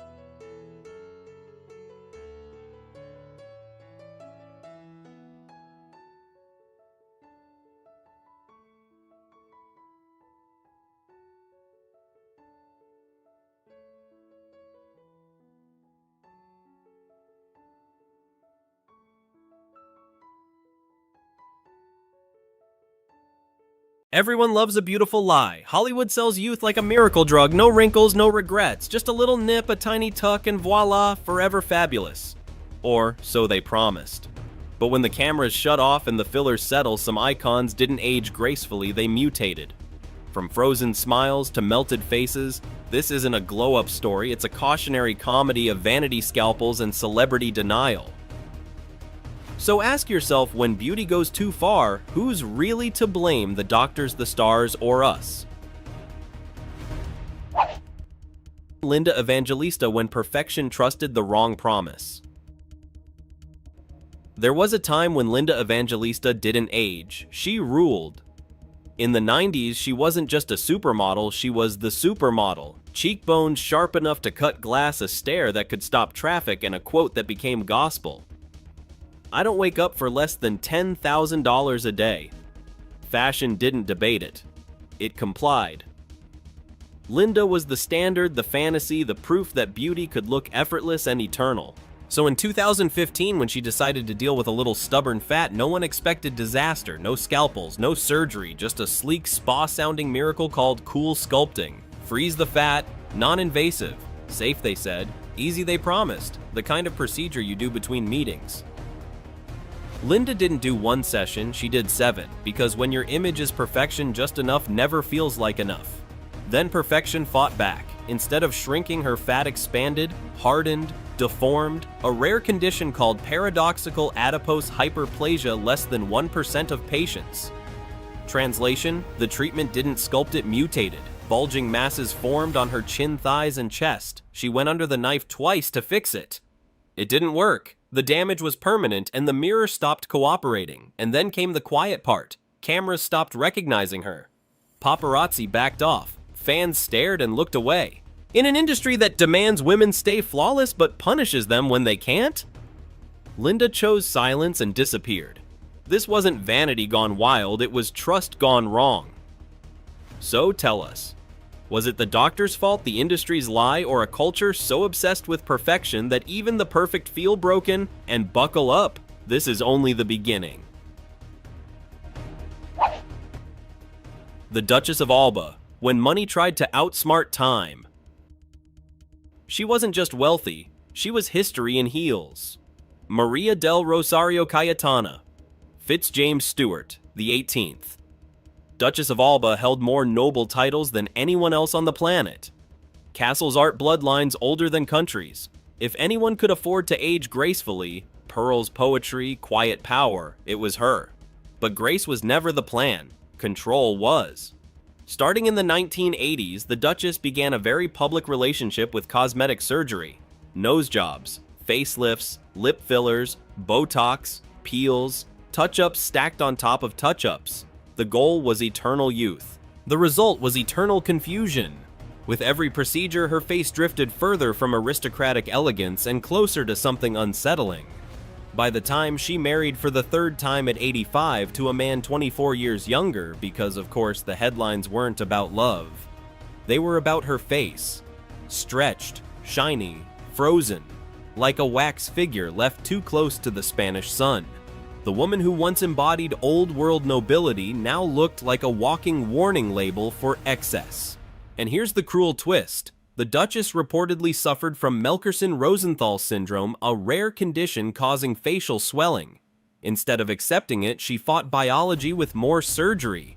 Each fix made things worse, like trying to fix a crack in marble with glitter glue, expensive, dramatic, and doomed. So let's ask the real question. When you have unlimited money, unlimited access, and unlimited power, why does aging still feel like failure? Was this vanity defiance or fear of disappearing? Comment below, do you see tragedy, obsession, or fearless rebellion? Because next fame stays in the family and so does the scalpel. Dolly Parton. Plastic polished and proudly in on the joke. Dolly Parton never tried to fool anyone. While Hollywood whispered and denied, Dolly laughed and told the truth straight to your face. It costs a lot of money to look this cheap. And somehow, that honesty made all the difference. In an industry obsessed with pretending nothing happened, Dolly walked in rhinestones and heels and admitted, "Yes, I fixed it. All of it." From the 1980s on, the Queen of Country treated cosmetic surgery like wardrobe changes. Nose jobs, brow lifts, eyelid surgery, facelifts pulled tight enough to bounce a quarter, Botox, fillers, tucks and tweaks whenever something sagged, bagged, or dragged. She never hid it, never blamed lighting, never claimed it was just good genes and green juice, and yes, over time it showed. Her skin became smooth, shiny, almost porcelain. Her eyes stayed big and bright, maybe a little too bright. Her smile still dazzled, though it didn't move quite like it used to. By her 60s, Dolly looked less like a woman aging and more like a living fantasy doll, part Barbie, part showgirl, part Southern folklore. She once said she wanted to look like a showgirl version of Mother Goose. Mission accomplished. But here's the twist no one else on this list gets. Dolly never lost herself. Her humor stayed sharp. Her kindness stayed real. Her self-awareness stayed intact. She didn't use surgery to hide, she used it as costume exaggeration theater. In a sea of denial, Dolly became the rare exception. So tell us, does honesty make extreme cosmetic surgery forgivable? Or is Dolly proof that confidence matters more than the mirror? Because next, not everyone keeps their sparkle this intact. Goldie Hawn's sunshine tightened just a little too far. There was a time when Goldie Hawn didn't need to try. She glowed, big laugh, messy charm eyes that sparkled like she was always in on a private joke. In the 70s and 80s, she wasn't perfect, and that was the magic.